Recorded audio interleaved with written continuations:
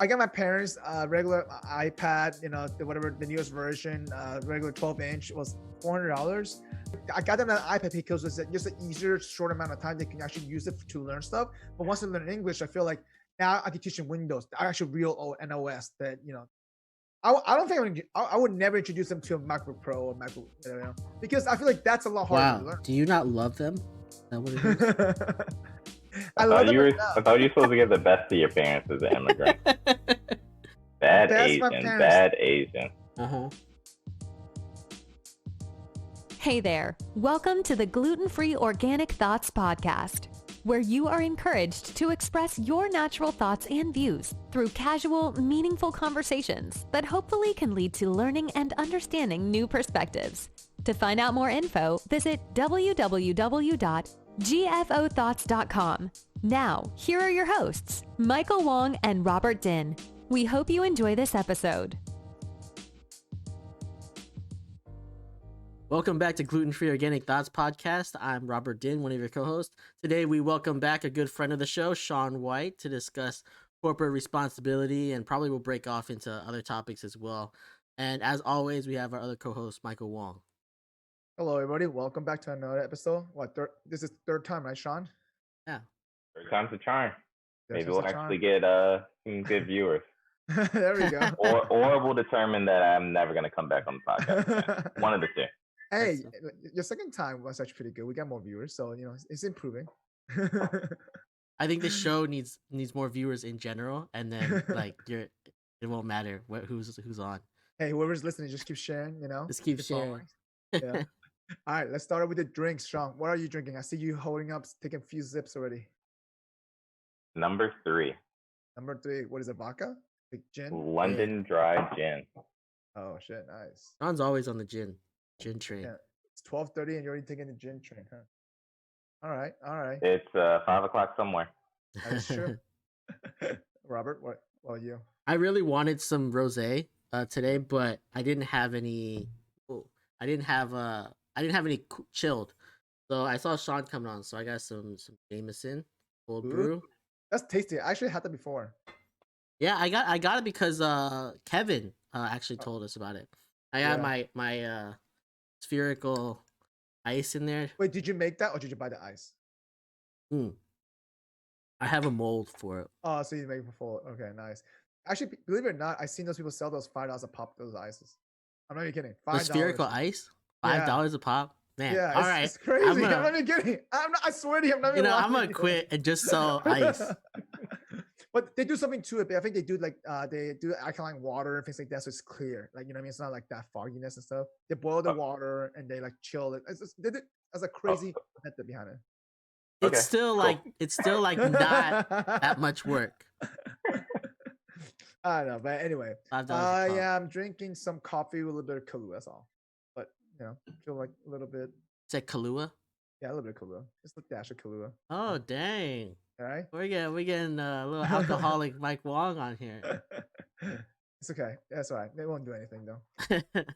We should have a drinking episode one day, and then just have Mike pass out on the podcast.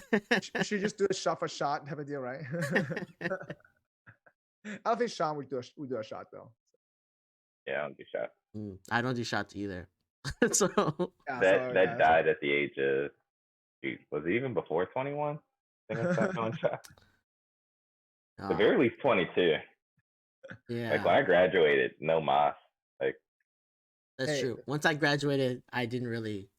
I don't know. There was a couple of years of clubbing still, but I mean, there was clubbing, but I wasn't doing shots. Let me tell you, my dry was called 2021 ended in 10 days. Okay, so lasted 10 days. Wait, you didn't drink that much in 2020 either?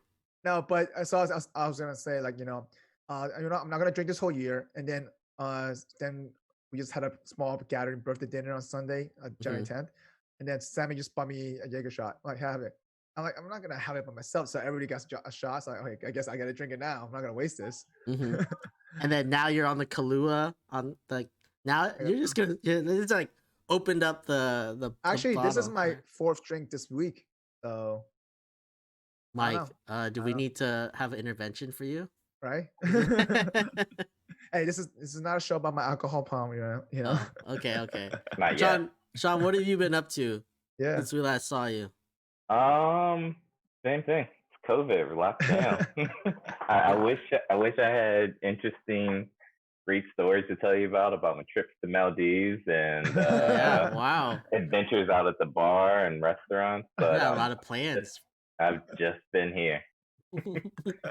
I guess I did ship in some crabs from the East Coast for my birthday. Like can't go anywhere. It's like Operation Corona, find your beach. So ship some crabs in. That's a beer. Did you Made freeze me feel it? like I was back in Maryland. Did you like freeze it and then cook it, or did you cook it all at once? Yes, I flew to the East Coast, froze it, then shipped it. Oh, you actually flew there? No, I just they cooked it, they steamed it, froze it, flash froze it, sent it overnight, and that's pretty dope. I didn't know they could do that. Yeah. What kind of crab is it though? Like blue crab, Maryland blue crabs. Nice. That's interesting. They call them Maryland so much work though, man. It's so much work to eat those though, man. Not if you grow up doing it. It's pretty easy. Like just think of something culturally that like I feel like we probably think like cooking and eating chitlins is like a whole to do, but like you grew up in like South Carolina, like they just like I guess it's like nothing to them.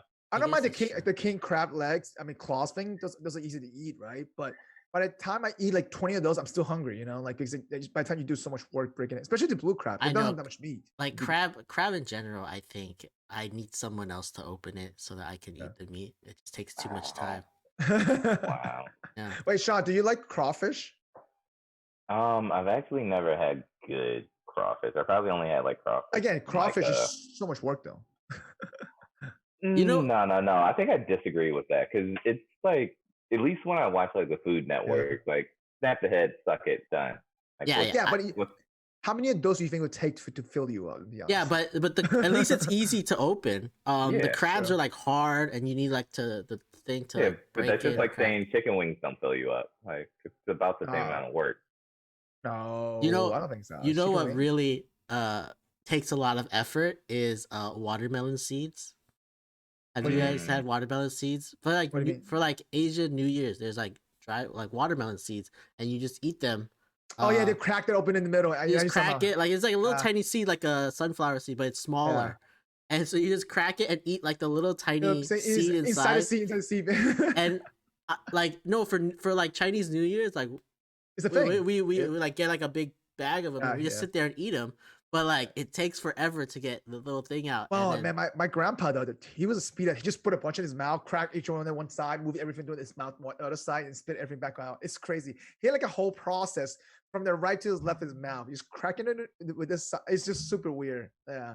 Wow. Yeah, but that's for example. That's how like cracking crabs is for me. It's not a to do process for you. Yeah, it's like a like. I can get through a crab in like inside of a minute. I want to see a Sean in action doing open blue crab. Maybe you'll come on to my. Maybe I'll have you come on to my cooking show, right? And you can show me how to cook. Hey, if you ship another dozen blue crabs over, I'll be over tomorrow. There we go. All right, we'll see. All right, so Sean, have you been watching NBA basketball at all? Yeah, a bit. A bit. I mean, my favorite team has my least favorite player on it, so kind of. They're doing well though. They're doing really well. Good. I know. Even more mixed feelings. So. But James Harden just got traded to the Nets. Yeah, that crazy trade, man. That's crazy. What was it? Like they have like 9 first-round draft picks, or like 5. Eight total. It's like 5. 5 draft picks and then 4 pick swaps. Yeah. Still crazy though. And then it makes no sense. Like there's not enough balls. Oh, on the Nets? You don't think? Yeah. I don't think so. Wait, do you think though the Rockets won that trade? I personally think they did, to be honest. I mean, given the circumstance that he didn't want to be there, like they could have traded him for chopped liver and it would have been like worthwhile because he was just like toxic to the team. That's at that point. Yeah. But did you see what the Rocket asked for the Heat though? Like it was crazy. Like And I'm like, how do Wait, you? what did they ask the Heat? So there's unofficial source that said they asked for Tyler Hero, Precious, Kendrick Nunn, Duncan, and then 4 picks. I Four think that's first a round pick. better. I think that's 4 easier first to round do. pick? No, forget that. No, But That's- then they're not. Then honestly- you lose everything that makes them good. no. No, Yeah, I feel like You I don't wouldn't know. do that to The Nets gave up more. Well, But they gave up Jared Allen. Who else? They gave up Jared Probably Allen and their LeVert, other LeVert. yeah, Karis LeVert. Yeah. Who else? that's it. Then Yeah, they gave that's up a bunch of picks. Yeah, that's it. Yeah. So I I think mean, those- and then but I with think those two with are those equal three to- players. Yeah, those are equal to those 3 players that you have. I don't know. I I know. just feel like Heat, like they're a real big chemistry team. Like the only Yeah. reason why they made that run was because of the chemistry. I You think the mess with chemistry. too much of that, Hmm. especially like Hero. He's like what? This is his second year or something like Second that. year, Yeah. This is his second year. year. Yeah. Yeah, nah, you can't do that. I agree, and I feel like the Heat is going to be even better this year because the chemistry is even more now. You can see the game. I've been watching the Heat much closer. Like the bench, even the bench, you can tell. Like, dude, they play with 8 players against the 76ers. Dude, that game was close. They went to double overtime with 8 bench players. Hmm. So I was like, okay, so we'll see how that thing goes. But I mean, Yeah. NBA COVID though, it's been interesting because I played fantasy this year, and I feel like a lot of games been canceled. So I'm like, wow. Wait, they're canceled or postponed? Postponed. Sorry, I was like they postponed to another time period, but you won't know until Oh, but it messes up your weekly. it starts. You have a number of starts, right? So let's say that your team has 49 starts, and then suddenly 5 players of COVID, you lose 5 stars. So you gotta add and drop people now to replace that, and then it's Yeah. harder to do that with 16-team league. So Yeah, I feel like that makes 16 fantasy teams. basketball even less attractive to me. Like now I have to like account for that variant. I mean, 16 teams already is like too many teams. I mean, it's okay because there's 32 teams in the NBA. There's a lot of players to go around. You got to know the bench player now. I mean, So this No. is coming from the guy that loves to do 16-team football leagues as well. So Yeah. that's true. 16 And teams is way too 60-team much. 2 quarterback league. We did that one year. It was fun though. Yeah. It was Now- fine. It was fine in the sense that if you were a good team, you're gonna be a good team for No, the but whole season. We lowered that to 12 now, so which is fine. One quarterback, okay. It's still fun though. Come on. You Yeah, guys- so they're like how I think it wasn't it the Wizards who had like a ton of people who yeah, they got still do COVID? it now. They still do it now, so they had to postpone a game because they didn't have 8 players to play. It just last night, I think Friday night, to be honest, seriously. Wow. Yeah. That's So like, nuts. I mean, if you're Adam Silver, what do you do? Do you postpone the season though? Let me ask you this. This is gonna be an ongoing business this rest of the year, by the way. Yeah, I don't know if you can postpone the season. You're not in Yeah, the bubble especially anymore. after you started it. Like I think you just manage around it. Oh, you mean like football did? I mean, how many games is it? Like, is it a full like 10% of games? I know We it's don't not know yet. 50%. Well, we don't know yet, though. So I mean, again, this season No, started. no. in I mean, December. yeah, but I mean, I'm just saying, like, it hasn't been that many games that have been canceled. They've But been like, again, the season started December 24th. It's only been 3 weeks. Yeah, Yeah. and so like, how long does it take to recover or to like get? Don't they need like 2 positive tests or something? 2 positive tests, and I think 7 to 10 days quarantine. Depends on that. I think So something like the Wizards are basically not gonna play for 2 weeks or something. I'm not sure. So far right now, the games for tomorrow are canceled for the Wizards, and I think Monday are probably over now. So Yeah. So like, yeah, it's hard because the team was. I mean, they yeah. split it up into 2. So like, I think you split up into 2 for that reason, so you can like factor in like how you recover those games on the back half. Well, I also think that they already knew that coming into the season, they're gonna prepare for postponing games. So I'm sure they already prepared for that. So and I think this year's season, I think is extended all the way to July again. So You know what I do like though, is I like the back-to-back games. So like they go to, like teams will go to another team and then they'll play back-to-back games with the same team. So you'll see the Yeah, same that's pretty team. interesting seeing that like with Golden State. Like Steph will like play like a little bit bad the first game and then he'll like go bananas the Yeah. second game against the team. It kills it. Yeah, no, yeah. He's already had a 62-point game. Jesus. I can't believe that's his first 62-point game. Me Right? neither, though. Like- I can't believe that. I think that's the bigger stat than the fact that he got 62 points. But you know what it is though is during their run, he only played like if he got to a point where they were like killing it, he would stop. He wouldn't play in the fourth quarter, so he didn't really get a chance. I think That's what happened that year, though. You know what I mean? I think Clay did it once, and it was because he scored 60 in 3 quarters. Yeah. So And they usually rest Steph or Clay in fourth quarter. Remember when they were doing really and well? they used to rest both of them. They used to be like, all Yeah. right, we're done. Like our team is good enough. So now Steph this year has to carry the team, though, pretty much by himself. Right. Yeah. I mean, I'm not surprised. I mean, his stats is killing us. So, and as long as he stays healthy, he's gonna continue killing it. Yeah. But like a postponement in the league or like a longer season, do you think like it will be affected by it'll be like the injuries will like people will have enough time to like return from injuries and stuff. That's right? true, but I mean the Warriors was in the playoff last year, so therefore they had to worry about being in the bubble. So therefore they didn't play in the bubble. So I just feel like the teams who play in the bubble has less time to rest, you know. But that's just why I give LeBron credit, because I feel like the Lakers not only got younger, they gotten probably better, and LeBron's playing less minutes right now. Why do you give him credit for that? Oh no, I'm talking about like his body, manages his body right now still though. And just in general, not like because the things that he's 35, turning 36 soon. You know what I mean? So. See, this is why I hate like people like they give LeBron credit for everything. It's like, oh, Like, oh yeah, so inhales and exhales so greatly. he's playing less minutes this year. Wow. Like a little bit less. they A little bit less, revamped not their that much, team though. and got like way better players this year, and he's playing less. He's doing so good at managing himself. Who do you think manages the team? Okay? Who do you think manages that team, Lakers? You don't think it's LeBron? You don't tell me that there's no influence by LeBron in that team. No, there's definitely is. Yeah, I mean, He's definitely the GM. James Harden had influence over the Rockets, and he's not half as good as LeBron. So. But I mean, okay, let me tell you this: the East, right? So now that Harden is in the East now, do you think Giannis can win it? Yeah, because I mean they cancel each other out. Having KD, having KD and what you call on the same team like kind of cancels them out. For the team to be successful, it's going to be like. But don't forget Kyrie though. I think it's if Kyrie comes back, because right now we don't even know if he's gonna come back. He's gonna come back. No. He's gonna come back.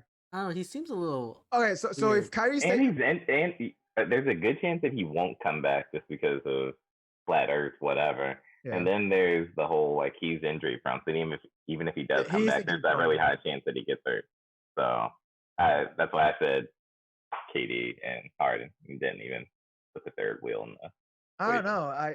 I feel like the Nets are gonna be in the top 2 with the top 3. Sorry, with the probably Celtics and Bucks. Yeah, the Heat might able to slide into the 3rd if the Celtics sucks. That's about it. But I say the Heat will be the 4th there. I don't see the 76ers being a threat at all. I don't see that either. 76ers don't. I see the Magic being the 6th seed though, 5th or 6th seed if they stay. Oh man, Magic were the last undefeated team, and then they lost like 3 in a row. I mean, you guys lost Fultz for the season. Yeah, and we lost Fultz for the season. Dude, he was killing it. I was rooting for him, man. He was starting to kill that, man. And then he just got a non-contact injury. I'm like, are you kidding? That's like the worst luck ever. Yeah. It sucks for that guy. Yeah. But I mean, in terms of COVID though, right? Like, I mean, obviously they just tightened up the rule. I mean, do you think this is gonna even help though? That's the thing. Like, you know, if you're in the row, you're not supposed to have guests, you know, and then the meetings change. You know, the pregame meetings, there's no more than 10 minutes, and everyone has to wear masks. Like, I just feel like these type of rules. I mean, I don't think we will do that much of a difference. Also, you're putting rules on like multi-millionaires, right? Like, are they going to like? They probably have some. Yeah, they're probably have in their mind that they're above any rules or whatever, and they'll pay the fines or they don't care. You think it will stop James Harden from going to strip clubs? Are there lemon pepper wings there or not? I think that'll be the determiner. By the way, I cannot believe that image. Have you guys seen James Harden's image and the commentator making that comment? Yeah, commentator was like, "Oh, James Harden definitely had a pregame meal." No, bring that up, brother. No, seriously, bring that up. I'm like, this is ridiculous. And I could have sworn that image was fake, but it was actually like, oh shit, James Harden looks bigger. And I'm like, I mean, he man. doesn't want to be there. Like, Yeah, but why would you sabotage your health like that? You know what I mean? Like, he literally looked 15 pounds, 20 pounds heavier. I'm not kidding. Like, it's gonna take you. Like, it's gonna take you a while to lose that 15, 20 pounds. You know, like, and not only that, you could get injured playing the game now. yeah. Yeah, I'll send you this the link. Yeah, I can't believe the commentator made that comment. I'm like, holy shit, on the air too. You know, it's crazy though. And for those who are not watching this, this is pretty much just a clip of a commentator, right? It's James Harden. Yeah. Yep. Pregame. And the commentator. Yeah, the commentator said he definitely had a pregame meal. And it's James Harden looking bigger for sure. He's looking big, yeah. Yeah. I mean, I don't know. And he started laughing too. I just don't know about James Harden. Like, I don't know. I don't know if it's really worth it for the Nets. Like, yeah. I don't think those three players all work together great, and I just don't know. I think there's just a little bit of like extra push, like run through the wall that he doesn't fully have, that kind of showing itself in the weighty game. Yeah, I feel like I feel KD can like fit in to any situation, but I don't know if Kyrie and Harden. Well, Kyrie have I don't know if they can work together like a system where they need the ball. So watching CP3 and Harden, I feel like Harden can work off the ball. I can see that. I'm 100% sure. The question is though, how will Kyrie gel with Harden? So I don't know. Again, I mean, obviously, I think he's one, either going to retire just because he has feelings about political stuff that's going on and other things in his head. Kyrie's too distracted. He's just too distracted. Yeah. I think he's got a lot going on. Plus, like he made enough money. Yeah, he wants. There's never enough money. But I just think that he wants to be closer to like the top of the org, and he's not. He's third. You think so? Yeah, so I definitely think if he comes back, I think they trade him. Okay. Oh, you think they trade him? Yeah. Who will want him though? Let me ask you, who will take him? I don't know. There's a lot of other things that would. The Magic will take him. Yeah, that's true. Magic could use him, to be honest, but then were you willing to pay the price though? No. Yeah, I don't know who you like. Who would we give up for Kyrie? Aaron Gordon. Give up Aaron Gordon any day. I would give Aaron Gordon. I totally would agree with that. Yeah, but they wouldn't take Aaron Gordon. I would give Aaron Fournier, but they don't need Aaron Fournier. But they wouldn't take just that though. They would need Aaron Gordon, Fournier, and like three picks or something. I don't know. Do you think there's a chance that they reconnect him and LeBron? Trade Kuzma, a pick, and some money. Kuzma. They need a point guard. They need a point guard. What do you mean? Don't they have what's his face there? He's not. Yeah, you can't think of his name because he's not better. Schroeder. Yeah. You'd rather have Schroeder over Kyrie. Schroeder's good though. He's good enough. He's younger too, right? Kyrie's only like 29. Yeah. Oh, he's 29. Yeah, Kyrie's 29. Yeah. Schroeder's 26, 27. No, I don't like. Schroeder. I would totally take Kyrie over Schroeder. Like he's just a better player. I feel like Schroeder's a better defender, to be honest. I'm sorry. Yeah, but like I mean, I don't know how much better. You have LeBron and AD. Do you really need that much more defense? Like that's true. Yeah, and like he might be slightly better defender. Wait, isn't Marc Gasol there too? Marc Gasol is there. Yeah. Yeah. Good luck.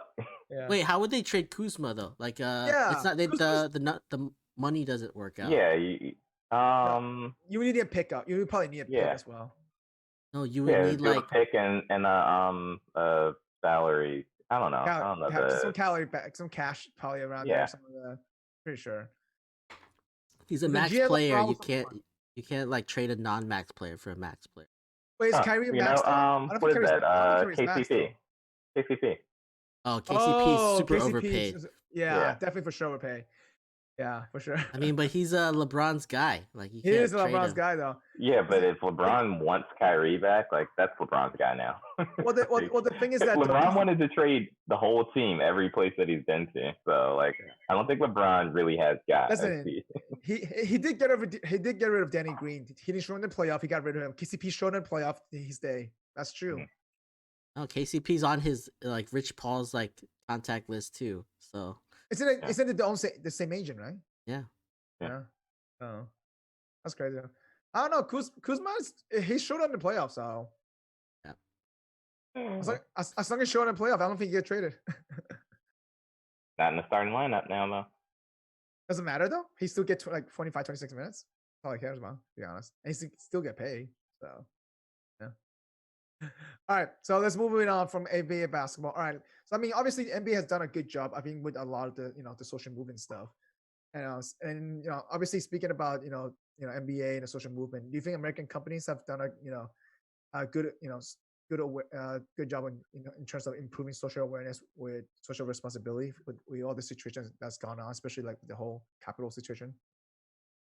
I mean, depends. Target's doing a whole big Black Friday or Black History Month thing.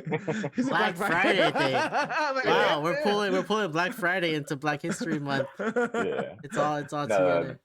They're pulling like a really, really big Campaign. Black History Month campaign. I think it's like already started. I mean, I think that's good and great, and I think it's but like how much of that is just like kind of seeking the opportunity, like putting Black Lives Matter on something that would like sell units. So How'd you hear about Target? Just wondering. It was in the news. I read every now and then. Oh, okay. He's got the black no, news up. Like that's I actually haven't heard about it. I haven't Black heard Twitter about it. talks about it a lot. But Oh, no. okay. This is Black Twitter? No. Okay. No. It just popped up. I think it might have been on Motley Fool or something. They were talking about it. Okay. Yeah, because I haven't heard about it yet. I'm like, okay.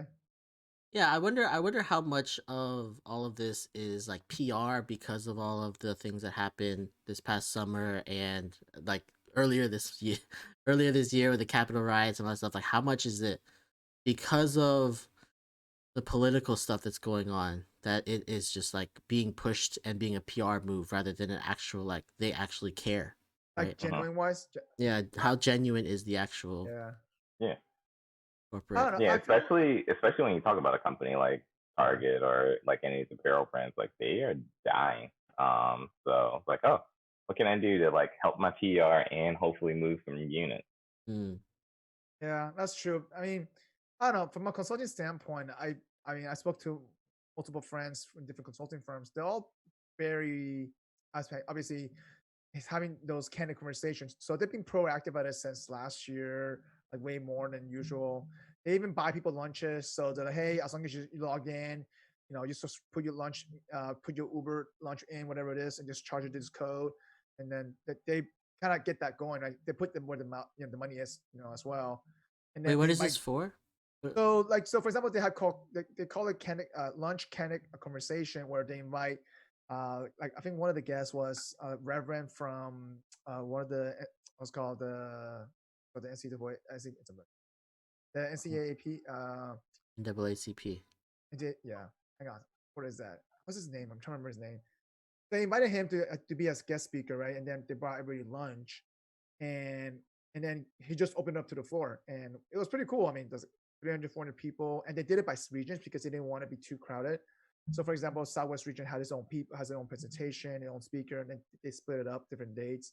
And then if you missed that, then you had your local sector, like for example, LA has its own local office. Then you had those kind of conversation as well, because every area varies so much, and then it's cool because you can sitting in other areas conversation as well. Yeah, I feel like when it comes to that, I think it's great to have a conversation. I think one big thing companies need to do is like not ask the minorities to kind of speak on or like, hey, what's your opinion on this? Or what's your thoughts on this? It's pretty obvious. It sucks. Like, and been dealing with it for a while. So I think it's better to give them a forum where they can just kind of like vent and talk within like their community on things I think also in addition to like allowing that is to maybe just have some of the non-minorities like, hey, what's going on? Like kind of getting informed about like what's happening in these communities and like kind of you can't tell anyone to do anything, but like make a push like, hey, these are some things that we can do to help, but not have that from like the black employees that are there. I think like if PwC is doing that with the reverend or whoever they have coming and kind of say like, hey, this is the issue, blah blah blah, and then like this is what you could do to like help out, like talk to your uncle, talk to your granddad. Well, I feel like that was such an interest on the beginning of last year, and then now this year they evolved it to where more as a local level because they wanted to make sure that it wasn't a one-time deal thing, and so they gave a lot of so they moved budget money around just for the local offices. Hey, your area is impacted by this. Be more aware about it, and like they're trying to push that envelope. So every local office has the opportunity now where like literally like really just go into the community, actually, figure everything out. Because, for example, LA is locked down, right? But I mean, it's impacted dramatically versus Florida. The Tampa office is different. Everything's open, right? So like the impact of which just not COVID's impacted those kind of community is huge. Like, so it goes from, I don't know. I feel like they're trying, at least from my perspective, that at least they're trying to do something, and it's not a one-time deal thing, and it's gonna be, it has to be ongoing, right? It's not going to change overnight. It's not going to change in a month, and it's not going to change in a year. So. Yeah, I think it's interesting that they bring in speakers and stuff. I think that's a good idea. I think before I've heard a lot of companies that just like get all their black employees in, or like, and then they're like, "Hey, what can we do to help?" Right? And like you're putting them on a spot where like maybe they don't like if you're in like a situation for so long, how do you know what needs to change, right? Or like and like you're like forcing them to like come up with ideas rather than you like just learn. Like I like what you said, where like just listening to them vent, and then you can take that in and be like, okay, we need to change this and this and this, but like not making them the person that needs to come up with the ideas of how to change with the solution. You're not. It's not really our problem. Like like you think about the riot, and it happened, and NBA, like it goes to sports, it's like, oh, CP3, what do you think about this? LeBron, what do you think about this? And then surprisingly, like it got to D'Angelo Russell, and like they asked I saw his comment. It was like, a lot of people talked about this. Like, what do you think? Like, let's. I think we all know where I sit on this. Like a lot of other big guys. Like, what do you think about this? Why are they like asking like the black guy what he thinks about a riot that was, let's call it 95% white people? And the country is like, why aren't they asking Tom Brady or other athletes like what it is? I think the reporter too, though. I think the reporter responded really well, though. So What did he say? Yeah, but I just think like we need to start asking questions to the people that actually have the more of the influence, the more of the power. I think a lot of these athletes are doing good things in the community. I agree. I think one good story is like nobody talks about shoot, I'm gonna forget his name, but pretty much Deshaun Watson, he won a grant from one of the old NFL players. Like he pretty much got a house bought to him by Work Done. I think it was Work Done had a foundation where he pretty much bought a house for him and his mother when he was a kid, and now he's in the NFL. Oh. Yeah. Yeah. So they gave back. Yeah, correct. I remember because what was his face? Deshaun was the player before that gave him the opportunity. I think it was Work Done, but it could be wrong. No. It is Warren Dunn. It is Warren Dunn. You're right. It is Warren Dunn from the Falcons. Then he went to the Bucks. So, yeah. So and yeah, but it's like black people and like they're doing things in the community. They're trying to like uplift the community. I think maybe they're not doing everything they could possibly do, but they're doing something. It's like we need the other side. Like this isn't a black problem. It's not a one-side thing. Yeah. Yeah. I mean, ultimately though, I agree with that. Obviously, it's just that how do you? I mean, it's America, right? I feel like it's an American thing. I just feel like it takes everybody to do something about it, and it's not just necessarily one side, like you mentioned. But I guess the question is though, it's like, what is what is the next step? Because I feel like it's gonna come down to like, okay, hopefully this doesn't die. The movement doesn't die. You know what I mean? The whole momentum doesn't die, because now that we have a new president, I feel like it may just go away. And seriously, I'm not kidding. Not until the 20th. You know what I'm talking about. The time of this recording. Yeah, right now. Still undecided. When it comes out, though, when this episode comes out, No, they counted the we assume. We assume but- nothing will happen, but hope I don't know. We'll see what happens on the 20th. First of all, the electoral votes was officially counted for. Okay, so. But you know what I'm saying, though, right? Because I feel like every time that this election's over, part of this movement just slows down. You know what I mean? Like we've seen it time after time. So I mean, and over time, like every movement, like it all, like there's like the beginning is always like a lot of hoopla, and a lot like it's like a lot going on, and then it slowly just everything does the same thing. Like everything slowly dies down. We need to find a way to rekindle, and like keep it going. Yeah, I completely agree. I mean, again, I just hopefully it just doesn't, I feel like every time we take 3 steps back, one step forward, type of deal. Like, it's just. I think just we all have to have skin in the game. I think right now, I agree. A decent amount of minorities have skin in the game. Right now, I think majorities, white people don't have skin in the game. Yeah. It's not hitting them hard enough. When it starts hitting them hard enough, they'll get in the game. Yeah, I see what you're saying. I mean, obviously, it starts at a local level, though. It has to start at a local level. Yeah. So, all right, but anyway, going back to my original question, do you think American companies have done enough, I guess, with that, or even foreign companies in America, right? To be honest. I mean, I think it really depends on what the company wants to do. Like, I don't know. I kind of can be like very, very cyborg and capitalist, and kind of be like, hey, the company's role is the bottom line, and that's all they need to do. I think if any company is willing to step up and do something, that's great and it's amazing. And culture-wise too, though, I think culturally it has to do, obviously, like part of it, like it depends on the culture of the company. Like even if you're a foreign company, if your culture, are you willing to, and you realize you especially you're in America, right? No matter if you're foreign or not, you're in America. You know that diversity in America is huge. I feel like you have to do something about it. But and with all go ahead.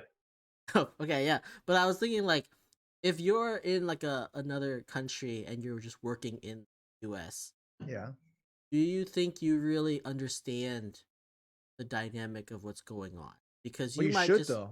It doesn't matter, though. You should understand. You should at least take the time to understand, though. I mean, yeah, sure, I get it, but like. You living like us living here, we don't understand what's going on in like Afghanistan or of like course. Nigeria, right? Like we don't know the dynamics. Or Australia, wasn't there like a big racial thing in Australia like earlier or late last year? Yeah, of course. But I I just say, like, there's a thing there. I don't know what it was. Right, exactly. So like they know, they're like, oh yeah, maybe Americans are racist. We should say something against it, but we don't really know anything. But again, you're here, but their company is working here in America, right? They should ask those people that was working in America. Like, it's like, for example, Sean, if you had a company and your company is in Australia, you should do the due diligence to ask the people working in Australia to see what's going on. Have the communication, or at least open the channel to do that. Yeah.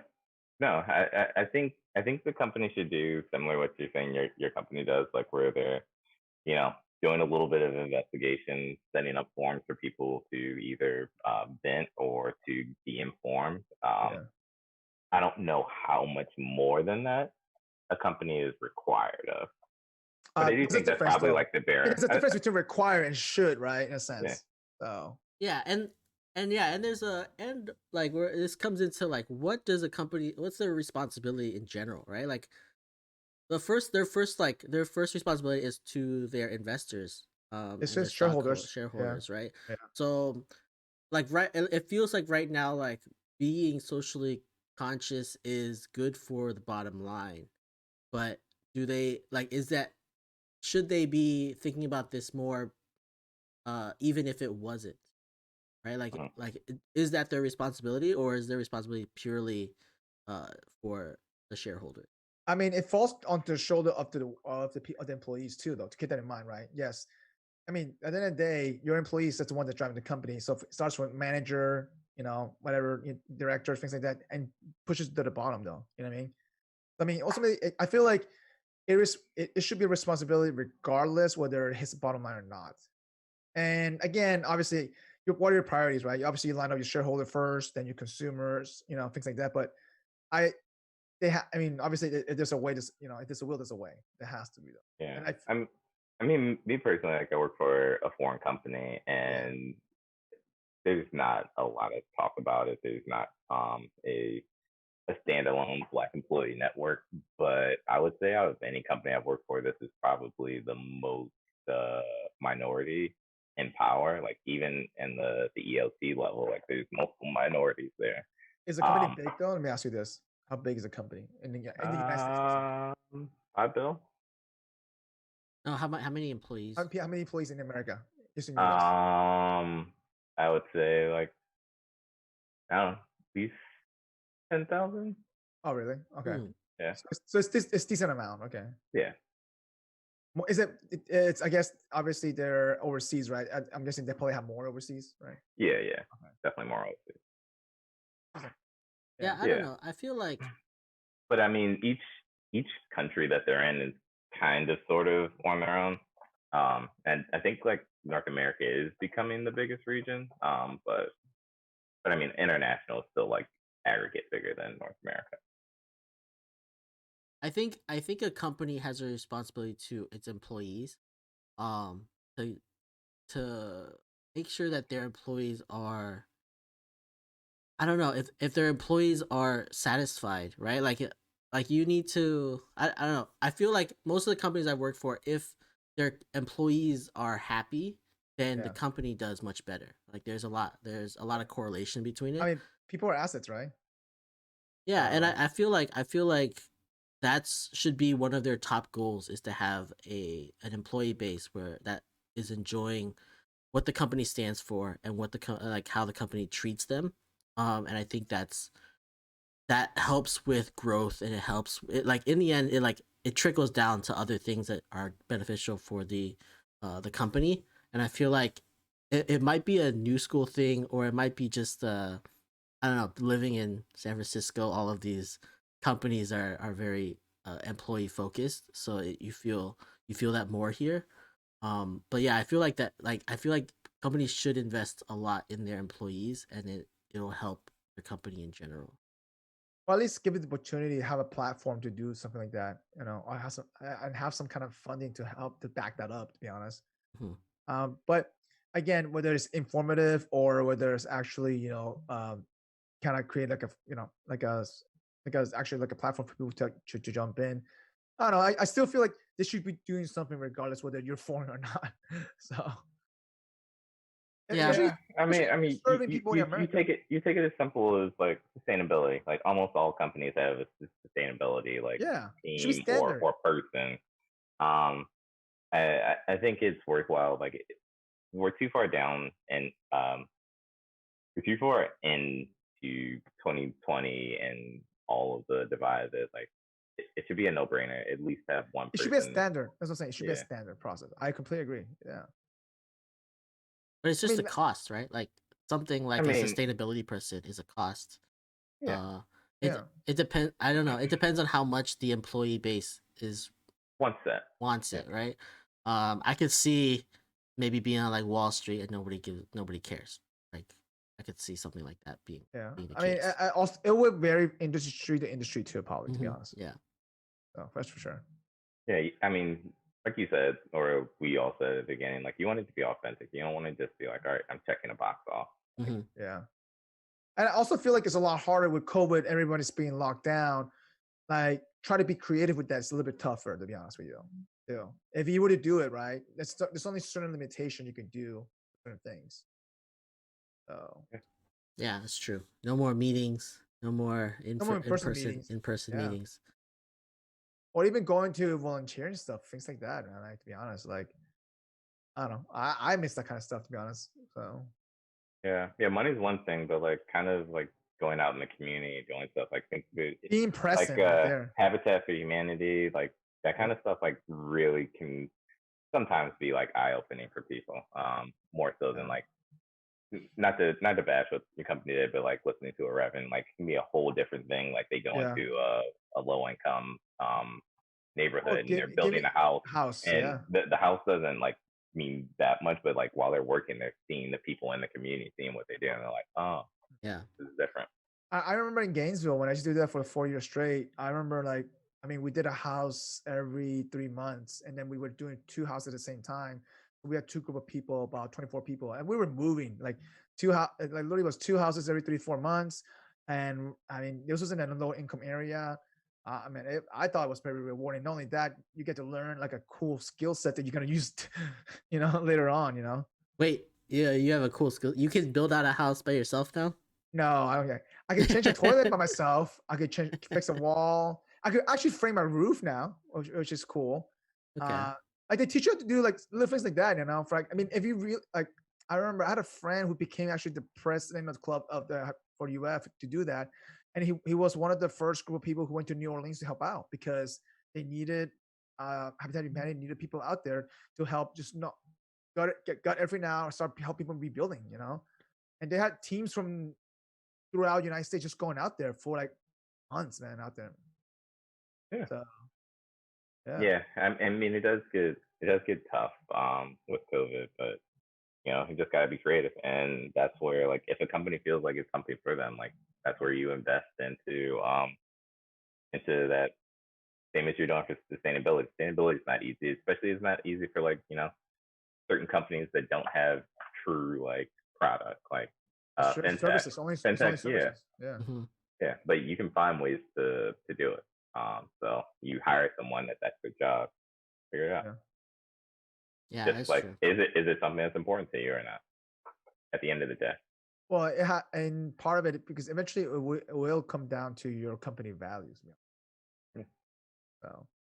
Yeah, I think that's important too. Is like creating a set of standards for your company that like will I don't know, it'll like empower people to like empower the employees to like push forward for what they want. There should be like an office, like how they have the accessibility office to find people. You're not doing that. You know what I mean? There should be like a I'm not even kidding, like an inclusive office just to find people if they're not doing that. Like, just pull a Hillary job. I don't know. I would not like that. Yeah. I would not like anybody going through even my trash now. Like I don't want anybody going through and seeing if I compost it or recycle it correctly. I don't like that.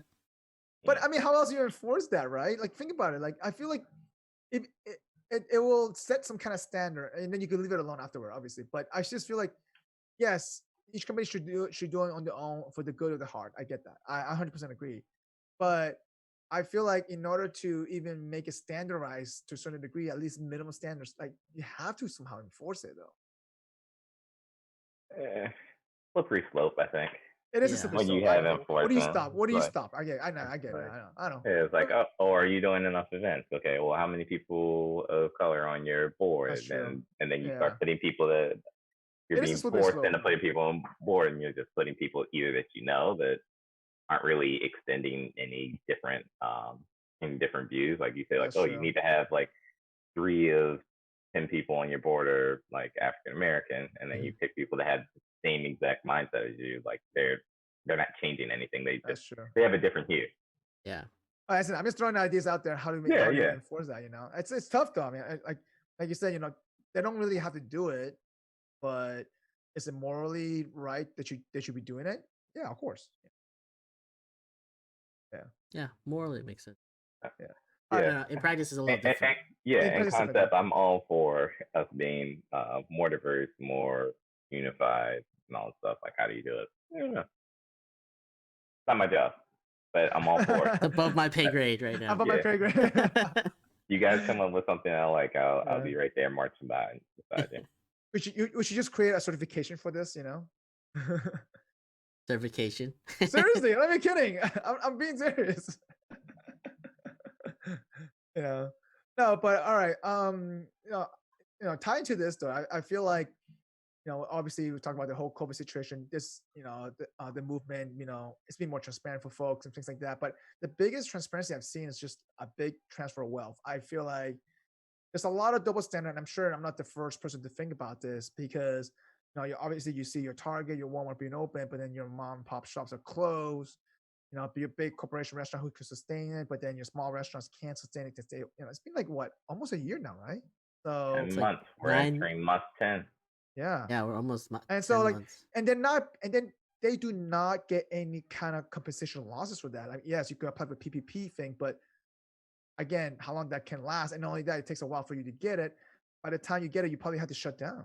Like, and not only that, I mean, people are like all the 1099 contractors jobs. I don't know, man. It's a cascaded thing. Like, and you've seen big companies just making more money. Like, what do you do about that now?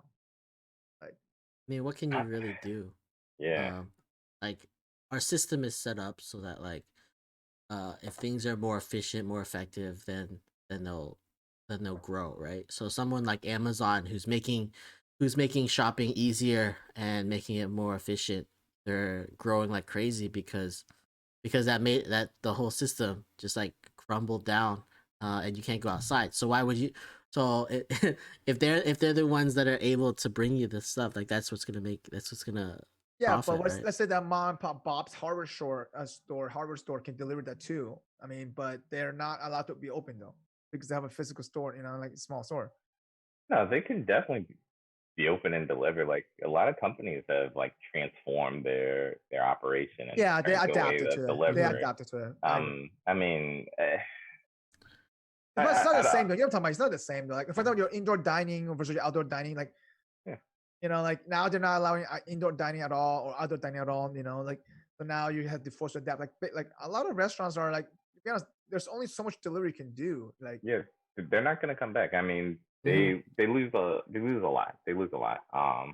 I I mean, I'm always gonna be this way. It's like the risk the strong are gonna like rise to the top. The weak are gonna fall through. It sucks that I say that given the global pandemic that's going on, yeah, but that's kind of like my guiding principle. And at the end of the day, that's kind of what's just gonna happen. The strong mom and pops are gonna make it through this and come out, shining and strong. The yeah. small But ones are if you just not think about gonna. it, the bars though, right? Like, if you think about all the Right. bars. But like But bars will come back. Like that bar will be gone, but I another get one is it. gonna buy that space once Right. things open back up, and it sucks for that Yeah, family, those employees, the owner. yeah. But I I mean, mean, it's gonna bad timing. happen. Think specific. I guess a good example or relatable example is like the people that sign their leases in February, and they're like, I'm on the hook for a year or 2 years, and I'm seeing people move into the place for like half of what I paid. It's like Yep. it's not ideal, but it sucks, and it's Yeah. life. Yeah. It sucks for that person that just opened Well, up I mean, a new restaurant in a area and they closed down. well, Yeah. I'm not just And saying that. somebody's gonna buy that take over that lease for like half of what they paid like going in and Well, probably kill it. well, I mean, It's I'm not saying. timing. It's I get it, it's timing that sucks. timing, but I'm not just talking about just the food industry, right? I'm talking about also like museums. I'm talking about like I can go on for it, like and so on, so on. Like even I feel like if you try to your car dealership, right? It's different, right? I know realtors are adjusting to that. Obviously, if your car, like And it's just I really think it has to do with like adjusting to what's going on. And I feel like the yes, people who adjust the best are going to come out yeah. the best out of But some this. people don't have the resource to adjust. Though you understand that too. But I mean, Takes time and effort to adjust. Let me tell you this, okay? If okay, well, that's a lie though. Okay, so if my parents' restaurant would still be alive today, they would have been fine because their business model is takeout, right? But if my parents had the restaurant, they had it for from 10 years ago, which is like a middle class restaurant, they would have not lasted more than 3 months. They could have changed it to a No, even takeout or yeah, a ghost kitchen or something. Like there's other things that like there are ways around it, yeah, but you takeout just would have have to been be there. open to the change and be able to do it. Sometimes you can't do it, which means you just need to Yeah, shut down yeah, and move on massage and do parlor or something. something like that. yeah. But like I feel like having all of these like mom and pop shops shut down, I don't know. It sucks that like these companies are these companies are that these families Well, are this affected, create but it might be better for like overall. Like we're getting no, rid no, of. but I mean, and this create more this homelessness wave though. happens in the economy all the time, and we That's knew true. before going into COVID that we were in a bubble. Like something was going to happen. It wasn't going to happen to this detriment, but there was something that was going to happen, and a lot of people that were like buying into like, oh, you know what, I want an IPO, or oh, I want to open up, a car share service or something like that. People were just thinking like, oh, these are kind of these opportunities. This has happened time and time again throughout like history where people like buy in on the top of the wave and then the thing crashes. But again, Sean, though, I mean, keep this in mind though. This is a cascading thing on top of that. COVID stuff is just cherry on top, right? And Yeah. so, but I mean, like, not this creates more homelessness people out there. This creates a lot more eviction coming up. Which we haven't seen yet, and then we haven't seen the consumer market debt either from that piece. People are spending less overall technically because they're too worried about it. They don't know when that's going to come out of that. And obviously, due to the lack of even compensation losses, I think like this is a cascading effect that will take probably at least 5 to 7 years before some people recover from this. Mm-hmm. Yeah. No, for sure, it's gonna affect. It's affecting people's lives already, and yeah, and people are struggling already. But I don't know. I mean, like, what do you do in a situation people who already had to file for eviction stuff like that, and they already lost the business in a sense. Obviously, it's also a harder time to get jobs now, too. Yeah. Mm-hmm. No, I mean, all of it was right. It's like, I don't know. I think we just missed that. Like the recession when we graduated. So like, it was tough for people. People were graduating with MBAs and stuff and going and working at Gap or Starbucks. Yeah. I mean, like Sean, those are good jobs. I don't think you should be Yeah. saying that like it's a negative. That barista is doing a good job getting me my coffee. All right. Yeah, I'm just pretty sure that person that spent like $100,000 on their MBA wasn't thinking that this was gonna how it turned out. Here's something really funny. A lot of good MBA programs waive their GREs and GMATs right now so you can just apply and see, and based on your experience, you see you can get in. Like MIT waived theirs. We should all try our luck. You should apply for that. See if we can get this loan. Yeah. Do you think that so if they waive those forms and then they end up finding out that like, oh, we still were able to recruit the best talent without these standardized tests, how do you think that would affect the standardized test market? Oh, they say screw it, right? Like, yeah, there's already a couple of colleges who are like, we're not doing SATs anymore. We're gonna do our own. Really? I think it was like USC or like somebody who was like, we're not doing SATs anymore. We're doing our own test. So it might be another market that's affected by COVID. I remember just last year alone, I had to take 3 certification tests. I had to do it online, and then they had the camera open, and they had to look at me. They asked me to take a picture around my room first before I even logged on, and it was like I thought it was okay. I was fine with that, not having to be in person to take a test. Wow, that's interesting. Yeah, I mean, just like what Sam was saying, it's like of all of it that, like companies are saying like, how can I be like security to confirm like yeah.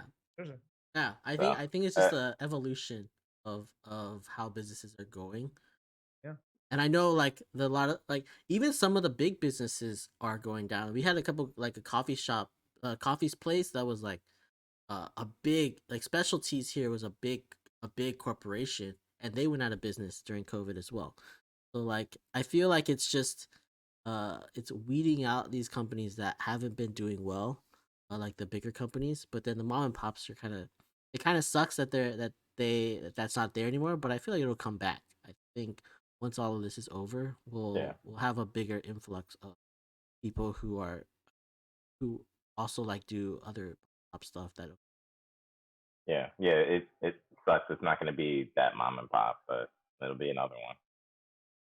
It's going to be 2022 before this gets better. Maybe it'll be mom and mom, dad and dad. Ah, there you go. We need to change the verbiage. Yeah. Now, I mean, I do think that, I mean, this definitely fast tracked the whole digital age, and for sure, this made business to be more adaptable. And if anything happened again like this, I'm sure businesses are more able to react faster.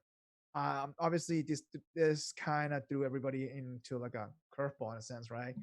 And I just, like I said, I've seen. It's just I feel like this is a big shift of transfer of wealth, though. I just now think about it, like even locally, right? At a local level, they're gonna lose a lot of revenue and taxes themselves, right? So what do you think the city's gonna find, or the state's gonna find the money from? They're You know where gonna you're have gonna to. find it from. You know where you're gonna find it from. I know, of course. That's what I'm saying. From It's us. gonna, Find it from It's us. middle class. The yeah, middle that's what I'm saying. It's class. gonna hurt us. Middle class is Yeah, gonna get it. that's what I'm saying. all. The middle class is gonna shrink more, though. That's what I'm trying to say. Like this is a cascading impact, you know? Yeah, I mean, I do think I, the government should have done more to help middle class during Should have this done time. more and faster and even more impactful. I completely agree. I Like, agree. They're letting well, did you see the new or I don't know if you like there if there, anything's written, but like Biden had his whole thing where he's like talking about his new stimulus plan that he's the trying to put 1.3, through. the 1.9 trillion dollars package that would Yeah, Republicans the super put down in humongous half. package. Yeah, I read the what's called the synopsis of it. Mhm. Listen, the student loan thing will work as long as they have the money to pay those companies student loans off. They can't just say, hey, cancel this shit. It won't work like that, because a lot of those companies who owns the student loans. Can you tell the audience what you're talking about? The student loan thing. Oh yeah. So for those who don't know, in the 1.9 trillion dollar package, there's a few caveats where I believe one of them was that if you had more than $50,000 of student loan or something like that, you get you're supposed to be eligible for to be canceled or to be forgiven. But The the full caveat to that, 50,000? I think it's up to 50,000. I Up think to it's a max. 50,000. Yeah, I think something like that. I had to look at the whole detail of that, but I need and to I get a remember student loan. no, but you have to be a student loan of a certain amount of year that's gone by. Okay. You can't just Gotta be apply for more aged. student loan. Gotta Yeah, be it has to aged. be. Dang. Yeah, but I think also is that they didn't say how they're gonna pay it off though, right? And so I got a feeling that obviously Congress is trying to get the money because it's owned by a third party. They had to pay them, you know. So one of the big company who owns the student loans is called Navient, right? And once the ones like that, apparently this past week they released about it, so Navient stock went up a little bit, and so obviously if that loan gets paid off by the government, they're gonna make money. So yeah, but it's pretty much writing a blank check to them. That's what it is. But anyway, yeah, but there's a bunch of little stuff with that. I just feel like it's gonna spend 6 months just trying to get this stimulus package going. They're gonna go argue back and forth. Like I said, it's just I feel really slightly annoyed about that because it's putting a band-aid on an issue. Like, don't try to 100% just agree. yeah. It's 100% like agree. yes, it'd be great to forgive people's student loans, but why don't Well, we fix that's the like a issue? sixth of the population. Why did they get into that situation in the beginning? Like, why is the Yeah. school charging this much Yeah. for? Why are school what's it called? Why is the tuition so high that they needed a student loan? Yeah. And it's like you said, Sean. It's also like even from the first stimulus is like putting a band-aid on a bigger issue. You know, like Yeah, because I like the talk of like them giving free education, but they were giving free education at like community colleges and things like that were already not breaking most people. Like some people were spending a lot on community colleges. Yeah. Community college has gotten really good over like the last 10 years. I agree. But yeah, let's fix that problem and not like try to.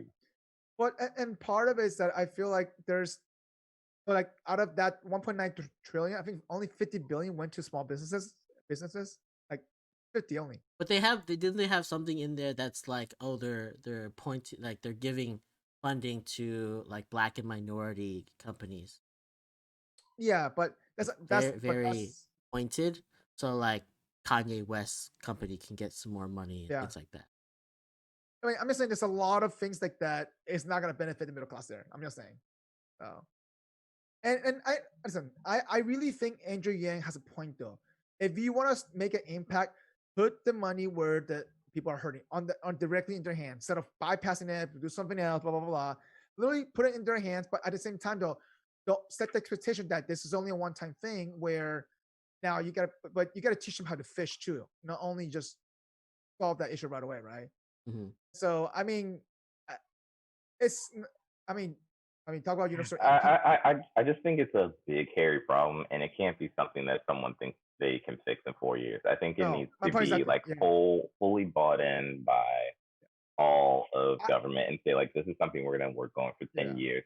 This is the foundation of it, It and has to we're be going to build a onto this house yeah. for the next 10, 20 years. But like, it's going to happen. But It They're has going to to be. like It has to how say do you they're get going to that buy-in? How do you get oh, everybody on the well, same page?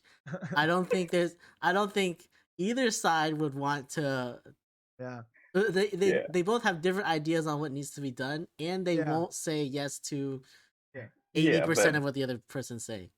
At least but that's where I say like it's kind of cheap and wasteless to say that I'm gonna do this big thing that you're not gonna do. Like yeah. I feel like it's a lot of weight on your head. Like back to like school like elections. Like we're gonna have pizza day not on Friday but every day. And what happens 3 years later? You're either running for office again or out of office. Like yeah. We actually had pizza day every ah. at our high school. And I mean, I do feel like like for example, like we're definitely one step closer to universal basic income, but I still feel like that doesn't solve the issue. But ultimately, though, it's you're in America. Yeah? This is the first world country. People should not be starving. That's the first thing. Like you shouldn't worry about your basic necessity, house and food. Just that alone, right? Whether you're poor or you're rich, whatever, it's like you should not worry about that at all. And then I mean, it's difficult to do that when like everything's connected. The that's last true. I agree. stimulus bill that went out, like a decent amount of that money wasn't spent for America. Like a lot of it was spent for overseas for like Yep. COVID relief, which Yep. is great. Not Fine. saying that other Yeah. countries don't need that, but like Yep. I agree. clean your own backyard before you like Yep. start working on it. Like we have tons of homeless people like in all of our cities across the world. Like I agree. we don't have to clean up everything, but it's a shit show right now. And in a lot of major cities that shut down, I completely agree. Like it's just we're going, like I said, I mean, I'm not saying America should be selfish in a sense, right, to close your borders in a sense, but yes, clean your own backyard up first. Make that a priority. I'm not saying stop the funding of going overseas in a sense, but I'm saying like you should make that a priority though. Yeah. It should be like when we're signing that stimulus bill, the fact that we were giving millions of dollars to other countries, Try billions, yeah, not millions. it should be like 10 things for us and 1 thing for them, right? Like it shouldn't be like pretty equal. No, I think it should be 10 bills for us, and then we can start giving them like 10% of like the bills that we're signing off. But like the fact that it's not that right now, it's beyond ridiculous. I think our system is also bad where like every bill has like 6,000 things inside of it, so that like Dude, you they can just throw shit in there. just Everybody's throw whatever you want in. Yeah. No, I feel like they owe favors, right? So therefore, they gotta add the favors in there now. They're like, oh, if you Democrats really, really want to give this money to the people, like, all right, well, you gotta give us something for NRA, or give us something for. Oh, did you hear about NRA? They went bankrupt. Yeah, did you hear about that? They went bankrupt in New York. Yeah, they're gonna. Yeah, they did. They filed bankruptcy for that. Yeah, they're probably gonna restructure, obviously, but still. Yeah, they gotta get out of New York. Their whole headquarters, like everything was in Jacksonville. They gotta go to Jacksonville, man. I'm telling you now. Actually, NRA was bad before, man. No, I believe it or not, a lot of banks have gone to Jacksonville or to Miami now, or Tampa, actually. Mm-hmm. Yeah. The mayor of Miami is super. He like responds on Twitter to every question of like, oh, mayor where, Miami or New York? Sorry. The mayor of Miami. Oh, okay. Like all these tech companies are like, oh, maybe we should move to Miami, and then he'll respond back with like, oh, how are we gonna do this? Like we should. Like I'll totally down to like change whatever you need so that you can come here. He's pretty transparent about it. And it's all on Twitter. Like he'll just like respond back. Like, yes, let's do it. No, but seriously though, I feel like Florida rent has gone up during last year, where everybody's rent has gone down in big cities like New York City, San Francisco, LA. Their rent has gone down while Florida rent has gone up. I'm not even kidding. Everyone's moving there. On Austin, like or Texas or Georgia. Yeah, I agree. Yeah, it's crazy. Yeah. Denver's still dropping just a little bit. Just a little bit. Denver's still dropping. It's too hot. I mean, it's too cold there, so it's fine. 300 days of sunshine. Wait, what's the state tax? Do you know? It's flat. Flat state tax. Like what? It's pretty much a flat state tax. I think you pay like I gotta look at it again. It's like 11% or something like that. 11% for estate But tax. it's flat. Like no matter how much you make, it doesn't like progressively Across go board. up. So across Yeah. board. Wait, 11% seems high because I think Yeah, California's I'm 8. So I think yeah, I'm getting the number wrong, but it's just Yeah. like you don't pay more for making more. Oh, okay. I see what you're saying. So you're capped at it, you're saying. or it's like always the same. I like that. Oh, that's interesting. So you make $20 million, it's still. Oh, by the way, Colorado state tax is 4.63% flat rate. 4.6, guys, not 4.6. 11%. I'm like 11%. That's ridiculous. John's gotten his met the California taxes. I don't know what I'm paying. I'm probably paying like 80% of my paycheck. So I guess California. if you make 100K, you still at 4.63. Whether you make a 10%, you still at 4.63 though. Makes sense. It makes sense to that. Like everyone just pay their tax and that's it. Yeah, I don't want to like be like, oh, all right, now I'm making 2,500 and they're taking like 40% of it. It's like, but let me ask you this, and they're making 60. It's like, let me ask like, you this. Should I make more? Should I try harder? Let me ask you this. How's your sales tax 5%, 4.8, 4.7? What the hell in Denver? I don't know. That's a low sales tax there. Holy crap! It's because of the flat tax. It's paying the taxes. You don't have those loopholes for like the rich to get out of their taxes. Like in SF, you mean? Like everywhere. Yeah, I guess SF is Florida doesn't have that. Federal is also like that. Yeah.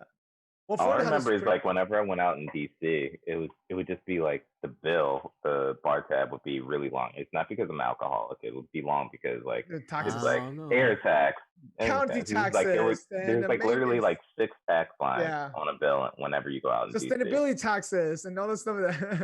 There was like for a good 2 years there was like a gym tax on everything. I don't know how it worked. I didn't like read all the stuff, but I just always saw that like gym tax line regardless of where I went. Yeah. I mean, obviously, I think they do have on top of the sales tax, they have a state tax and a county tax in Denver. By the way, there's a county tax. So Florida, what's their sales tax? A 7.5% in South Florida. But Florida has money because of the property tax. It goes up every year. Oh. California has like every tax. Every tax is big. How is this possible? California needs to fix the property tax. That's what I'm trying to tell you. Like they need to reassess the value of the houses every 2-3 years, something like that. They tax 7.25 or sales tax is 7.25%, and then we have income tax. It's yeah. Are you sure you're staying there? Are you sure? All right, now I'm looking at all these taxes. I'm like, this is what I'm spending for everything. It's Austin. Oh man, it's nice not paying. Well, Austin's sales tax is 8%, but then you pay no. But no state tax. Yeah, no state income tax though. I feel like Austin's gonna be so congested. It's definitely. It's already congested now. Yeah, I feel like everyone's. I mean, I say the same thing about Denver. Like people are flocking there too. But at least Denver they're working on infrastructure that goes around it to help that out. But Austin haven't even started that yet. They haven't started working the infrastructure to help that out, the growth. You know, that's the crazy part. I think I might move to New York actually because Andrew Yang's going for president or going for mayor. And it's cheaper now, man. I thought he turned it down. No, he's actually right. He announced it. He had announced it. He announced he's running for mayor now. For mayor, yeah. I think he's gonna win though. How long can you be mayor? Like forever? No, you can rerun. You can rerun though. Yeah. But if I've been in New York City mayor, I think it's every 2 or 4 years. Forgot what it. Yeah, I don't know, but I'll probably if I move to New York, I probably get $2,000 a month.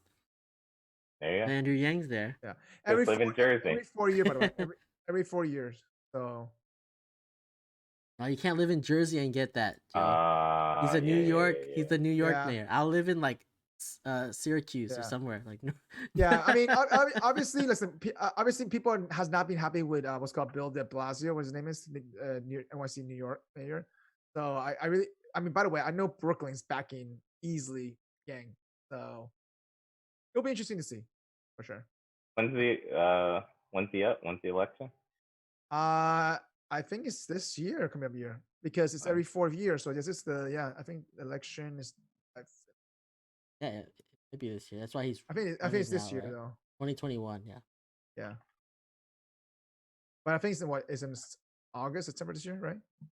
It's in June. Sorry, it's in June. Correct. Kidding. It's in. The primaries are in June. The elections on November 2nd. Yeah, the primaries in June though. I mean, you have your content of a Scott Stranger. You have your Eric Adam.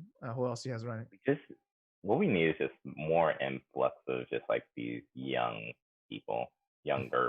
Like, Yeah. If you look at this, everybody's is in the.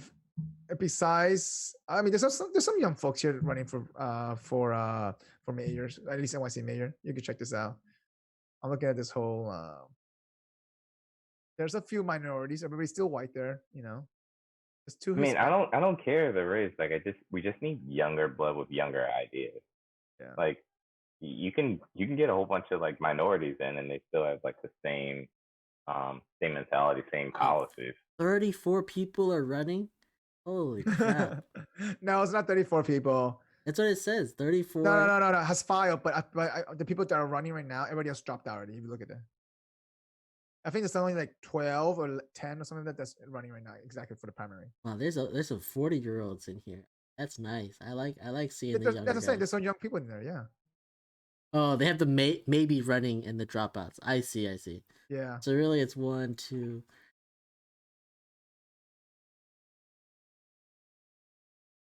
12 people running. Yeah. I don't know. It'll be definitely interesting to see though, for sure. What's gonna happen? Yeah. I do think though. I mean, I think Yang stands a good chance, but we'll see. And because now that he also not only has a network to do. That's the thing. Mm-hmm. He also has the recent presidential campaign that exposure. The exposure of everyone seeing him. CNN time too. Yeah. I know everyone has a drink, but it seems like I'm the only one that's pulling from a drink every couple minutes. Oh, you wanna do a cheers? I mean, no, I mean just like I'm here. I started at the top. I was here, and then I went down here, and I refilled up to here. Okay. All right, folks. All right, let's take a break. We're gonna do our extra MSG funny session. All right. Thanks for our sponsors. I know they're coming up right now, right?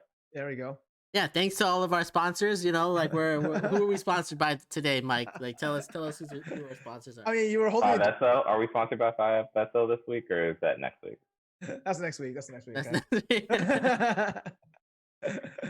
Well, I mean, Dane was hosting a Jameson bottle, you know, obviously.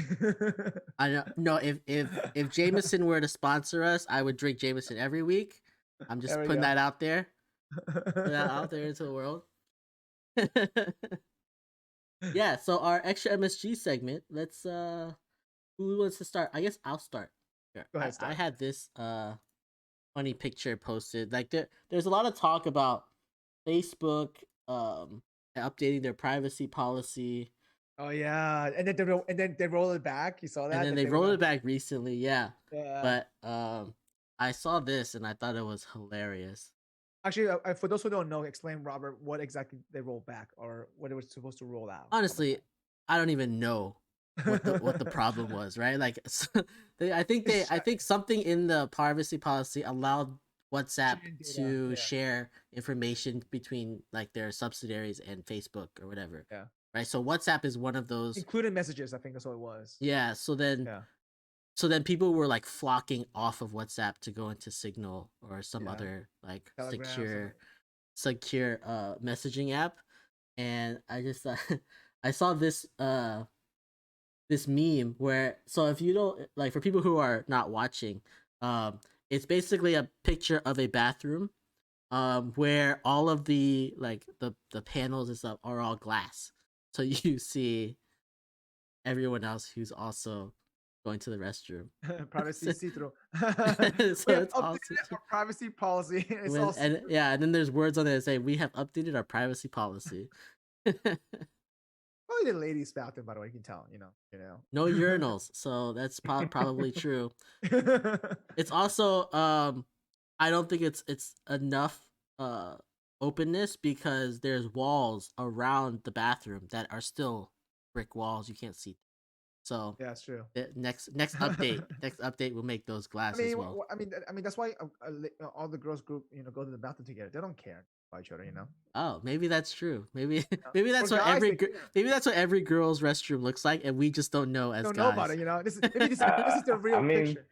some of them are like really, really fancy. Mm. like this doesn't seem very fancy. Yeah. All right, I'll share my next from you. Mine is also an image, and if y'all can take a look at this, I actually kind of laughed at this because I saw people parking handicaps in Publix the other day, and I'm like, they don't have the handicap sign. And when I saw this picture, I was like, oh, this is actually really hilarious. And so it's pretty much a handicap sign says, "Stupidity is not a disability. Park elsewhere." And if someone took this picture of this, I was like, I thought that was pretty funny though. This is on a handicap parking On a spot. handicap parking spot, yeah. Oh man. Oh, All right, I Sean, I what's guess yours? is it my turn? Yeah, Sean. Going back to the riots of last week, so it was pretty funny that Pirate Bay's founder, Pirate Bay is known as like the world's largest streaming or torrent website. They've been shut down probably over 1 million times and have still lived to Change server, change VPN, change everything. Yeah, pretty much the founder of that came out and said it's pretty much embarrassing that Parlor has all the money, all the publicity, and they just have no way of like counterbalancing this shutdown. So I just thought it was pretty funny to hear like Pirate Bay is pretty much considered illegal. Website still has the balls. Like one, they've been in business for years and years, but also has the balls to say like, hey, we can find a way to do it, and we're actually going to talk to a lot of news sources and say that we can continue to do what we're doing, and it sucks that you guys can't. They're just so open about being like how much they've been shut down and how they're doing stuff, and they're like, yeah, we're still there. Well, Parlor, you get one bump in the road and you're done. Yeah, I know, right? Yeah, go ahead and shut down Pirate Bay ///.edu, whatever. We'll set up a new one tomorrow. We don't care. Yeah. They adapt, right? See, they're adapting, But Pirate Bay is not on the Apple Store either, or the Google Play Store. Yeah. Find a way. Find a different way. Find a way, right? Actually, don't tell me about the pain. Show me the baby. Actually, let me ask you this though. Okay, segmenting off from this. Obviously, Trump, Twitter's gone, Facebook's gone, right? Like, what do you think about that? I'm curious. Like, do you think? I feel like this is like a little bit slippery slope to a certain degree.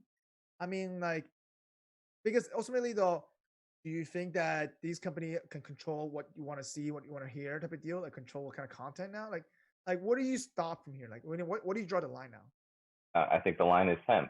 I think it's pretty clear and simple. Like he incited a riot against our national building. Like, no, I get that part. I get that. Yeah, I think it was pretty clear and defined. Like companies don't go out and unilaterally. No, companies don't go out and unilaterally do this against anything that it's.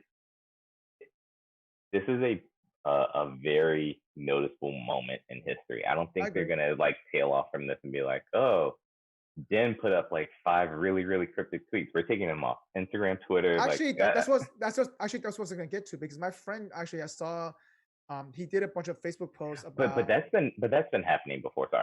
Sorry, good job. Like a lot of people that are QAnon and whatnot, they do get like blacklisted. But I'm just saying, like a lot of people get like.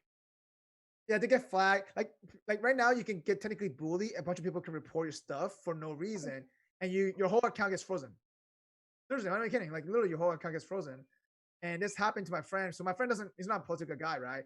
And I think he just posted an article about actually about censoring things. That's what it was. And then people reported his article, and then his account literally he can't post, he can't do anything. It's just crazy. Like yeah, I know a lot of conservatives who after a while, after not hearing from them for a while on Facebook, they're like, I'm back. I'm out of Facebook jail. Yeah. Yeah,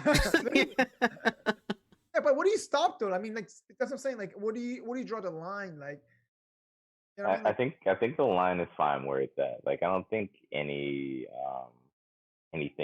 has uh, been hidden from us. And then at the end of the day, it's the Pirate Bay like mindset. Like if you want to get your word out there, you can find a way to get your word out there. I'm Like sure you could. create another Account, another stuff like account. that. I get it. Like I don't think anyone's civil liberties are truly being taken away by this. So Also, it's a private company, so like it's hard. Like That's true. it's not like your freedom of speech. Yeah. Of any like you don't have any I freedom mean, of speech you're on their platform. platform. You're on their platform. So you Yeah. are, you know? Yeah. and then there's the whole thing of like this happens to YouTubers. Like let's take the politics out of it. This happens to a ton of YouTubers and Of course. Yeah. TikTokers and whatever. It's like, oh, my stuff getting taken off of the site, like for not political reasons, just like, oh, they don't like what you're saying. Mhm. And then they're like commenting. Yeah. Their comment is like, oh, it's like I can't say this joke, but like you got 14-year-old girls shaking their booties and stuff like that. And it's true though. It's kind of like, I think that stuff is never gonna go away. oh, you mean regardless if it's an old platform or a new platform coming up? I guess that's true. Yeah, I saw that with MySpace back in the days. You know, you saw that. You know, you're gonna see that with Instagram as well, and that just gone on to TikTok in a sense. So I agree with that part. Yeah, the Trump thing is probably just. I'm pretty sure it's just a one-off thing. Like, yeah, it's a very and specific everybody case. sandbags on him. It's like there were like companies and sites that he does zero business with and never would that were just like no Trump. No. I mean, I get it. I mean, hopefully it doesn't carry on to other things. You know. Did you see New York? Probably like All Trails that does like all the like hiking trails for across the world. They probably like banned him too. It's like we all know Trump's not hiking. Like it was just like a dog pile. Everybody just wanted to get on. But did you see New York said that they're banning Trump, the Trump organization, from doing business? Really? I think they were doing that before though. Oh, was they it were? before? I mean, like pretty much they were hoping and waiting for him to get out of office because they had like tons and tons of like lawsuits. They were gonna, they had a lot of lawsuits on him for sure. Yeah, because right now he can't do anything about it right now. Interesting. Like, how does that all work? Like, let's say he's not elected, he's out of office. Like, you can't put a former president in jail. You can or cannot? Sorry. You cannot. So like, is that a legal thing? There's certain liberties that like former presidents are given pretty much after they get out of office. They're getting the pension. They're getting pension. They're getting other things, and they're getting like security. Too. Yeah, they're getting salary forever. They're getting security forever. I mean, pretty much you can't put him in harm's way or in that inconvenient of a lifestyle because he has like too much information about like our economy and how our government works. Immunity from prosecution. Yeah, holy crap! Are you kidding me? Yeah, like so they can be sued. He only can be sued. I mean, for money. That's it. Yeah, but I mean, what are you gonna do? Like take all of his money? Like they're gonna have Secret Service like sitting outside of his tent, like underneath the overpass. Like that's what's gonna happen. I actually didn't know about this. You cannot prosecute. Wow, that's crazy. Yeah. So like absolutely. Let's say he's like murder or something like that. Like he lives in a bunker with food and everything. Like his life will never be horrible. Yeah, obviously from president, I know you get some stipend. You still get this what's called this Secret Service. You still get your pension. I know. Yeah, but how much does the president make? Like the president makes like maybe $250,000. Yeah, I think it's like $250,000.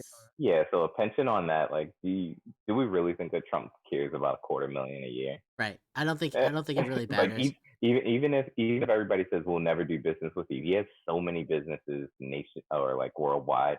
He sells all of them, and he's good for the next 6 years that he's alive. Like he's old as 30. Like, that's why people were talking about the whole impeachment stuff for Trump, and I was like, you guys are just wasting your time. And they're like, oh, if he gets impeached, then he doesn't get the $250,000 like whatever the salary is. You don't get the $1 million of airfare. Like private airfare every year. No, and I was like that was literally nothing. Like that doesn't matter at all to him. No, Robert. So then it's more that like he can't run for president again. Yeah, correct. And that's really the whole thing. Yeah, but push that to after I think it's any the political inauguration, decision. so that like Biden can get his stuff going and get set up on a good foot. Like, he's already stipulated. They said there's never been a president to not have as many like seats confirmed like at this point in their term before. Like, we're way behind like The President the Baton thing steps. to do. Yeah, added to the fact that there's a decent chance us like steamrolling this through could potentially lead to him not getting impeached. And like, the big thing is we need to make sure he gets impeached. So like, take your time to do it. There's nothing he's gonna do in the next 60 days in office or out of office that's gonna hurt us. Like, take your time, do it the right way. Yeah. There's enough evidence. Because he already got embarrassed. Already, the Democrats already got embarrassed the first time already. And the thing is that I think the biggest thing is that if he gets impeached, he cannot run for any political office, by the way, Robert, not just presidency again, any political office. I really don't give a shit. Like, I really don't care. But people do though. At the end of the day, he can run. Let's say that he doesn't get impeached. He can run again for, let's say, governor of New York, whatever, and people vote for him. Something, you know. You never know. Or governor of Florida, whatever it is. You know, like, you'd be surprised. He has a decent amount of followers. And I really don't care. Like, for me, like, I don't care. After he's out of the presidency, like, I don't see him making as much impact as he was when he was a president. Or he could run for president again in 2024. You never know.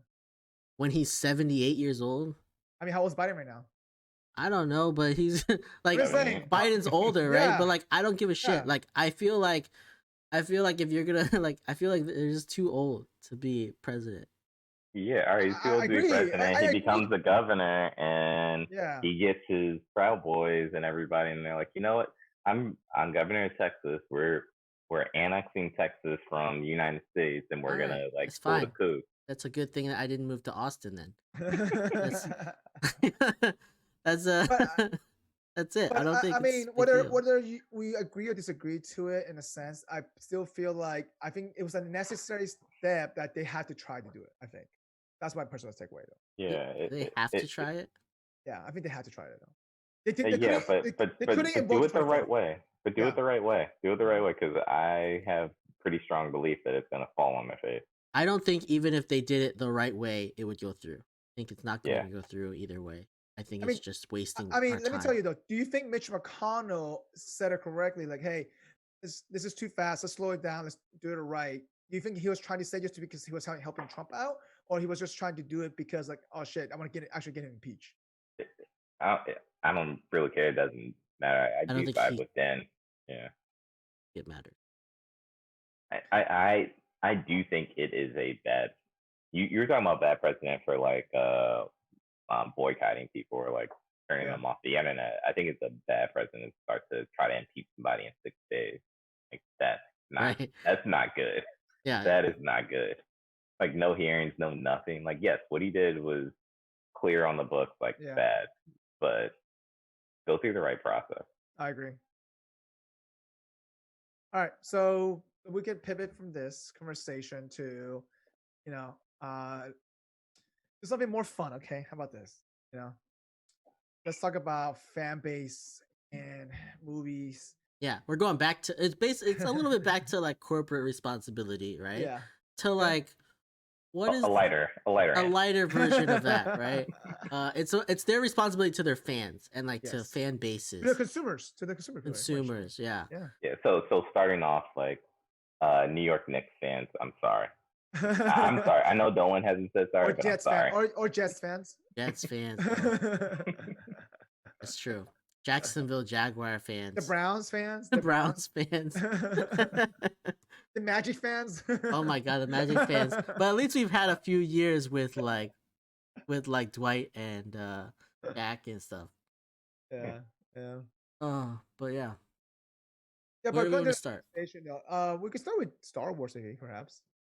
Yeah, Sean brought this up to us where he's like he was asking, does Disney have a responsibility to keep Star Wars close to what the fans believe like should be, or like have some sort of responsibility to the fans, or is it all about profits, all about creating what is just cranking content out there, out and like just making money?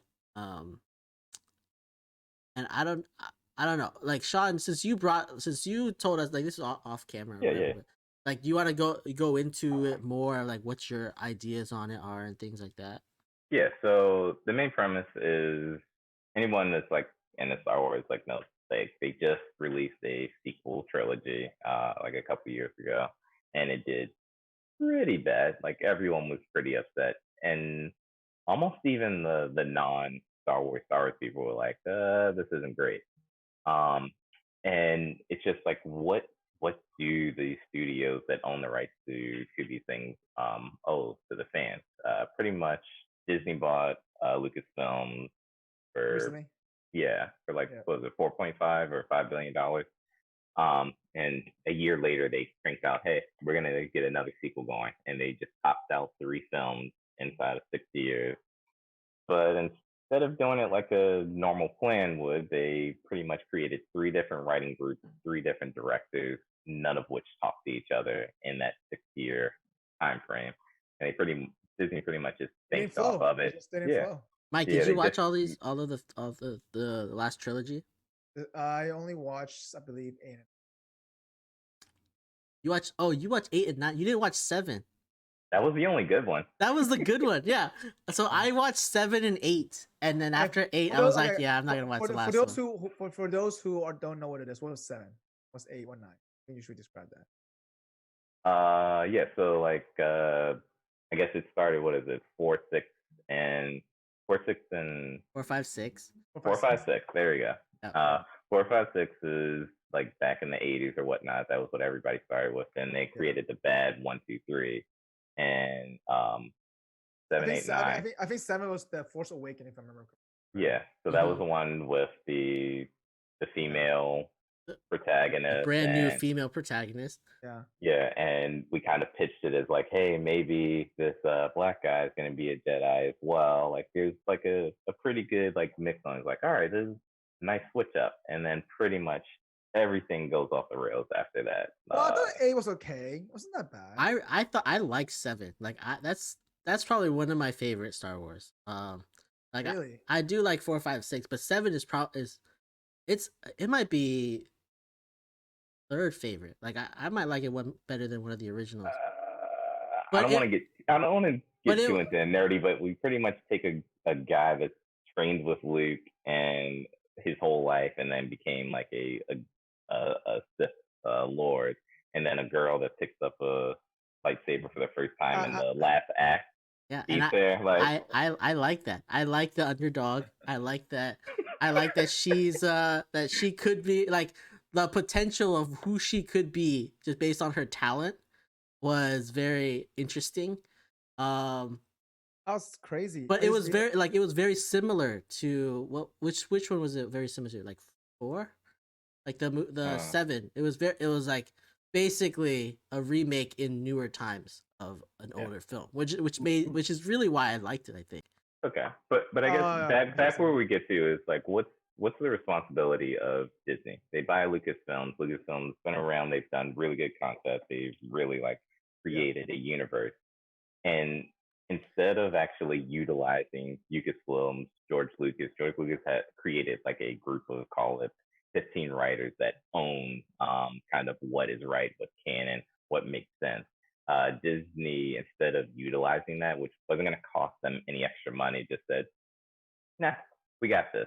And then just started making up stuff on the fly, because they were like, we don't have time to involve these other people. We're just gonna make our own stuff, and we're gonna make a lot of money because people are just gonna buy into the fact that it's Star Wars and they haven't seen it for 10 some odd years. Yeah. But was that same core group the same people that made 1, 2, and 3? I'm not sure about that. George Lucas made 1, 2, and 3, and he made 1, 2, and 3, and he kind of signed off that. He also made 3 and 4. I know that. He wrote it too. No, but like, I think 4, 5, and 6 is like the pinnacle of what Star Wars was, right? Yes. Yeah. So if that core group of writers, right, that you have, and then you have 1, 2, and 3, which I assume they're under Lucasfilm, so I would assume that they were all be involved. Maybe it's that it was just like they don't see that they were any good anymore. Like, they were done with what they could make. I feel like, But those are the same people that also made the Clone Wars thing, which everybody loved, Yeah. and which actually That's kind of true. redeemed 1, 2, and 3. You're like, That's true. oh, this is what you were trying to do, but you fell. That's I don't true. know, but I realized. By the way, I just realized 8 and 9 obviously were two different writers, and then 7 and 9 were the same writer. 7 and 9 were the same. 7 and 9 were the same writers, and then 2 and then 8. But different directors each time, though. Different. No, it was I think 7 Abrams. was 7 was Abraham, and then same and then different director for number 9 is same director number 9, and then 8 was a different director. So 7 and 9 same director, and then number 8 was just only the different one. It was by Rian Johnson. But pretty much each movie built a new plot as they went along. Yeah, I know like there was no they should have pulled like a Marvel thing with the Avenger, like like literally like slow it down, pull out, you know what I mean? Just flow it, like you know what I mean? Like not make one every other year. Yeah. I mean, literally just pull. Or even if you did, like, have somebody who's thinking about the whole picture. story. Big picture, yeah. Right. I just love what Marvel did with 10 years of everybody, like literally the last 10 years of Iron Man, Spider-Man, like how everything just flew so well. Like it made me want to see the other spin-offs as well. You know what I mean? Like the Spider movies. I think we're at a time. It made you want to see things you weren't interested in. But I mean, I think that goes back to like, hey, like reaching out to the fan base. Like, yes, you don't have to make something for the die-hard fans, but you need to make something that they can respect. And put some time and effort into it. I think back to the question, like, what does like a studio or organization owe to their fans? They owe to their fans like putting like their best foot forward. And I think that's what George Lucas did with 1, 2, and 3. He put his best foot forward. The fans didn't. Well, you can tell though. Yeah. You can tell with the Mandalorian, right? I mean, they're taking the time actually writing that. I mean, you can see the actual like. I mean, I don't know. For me, I thought it was pretty entertaining, but the writing is just different, and it's a little bit. I get it that it's supposed to be like after the Return of the Jedi event in a sense, but I felt like with at least even just a TV series, I feel like they can make a movie out of this. Yeah, and I think like you just put the right time and effort to it, because like things like a Star Wars, like they can go on forever and ever and ever, and you just don't want to kind of like steal money from your fans, because they're gonna come back, despite the fact that the sequel wasn't really received well. Like people are still gonna come back, but like don't leave that bad taste in their mouth. It's interesting, right? Because Disney also owns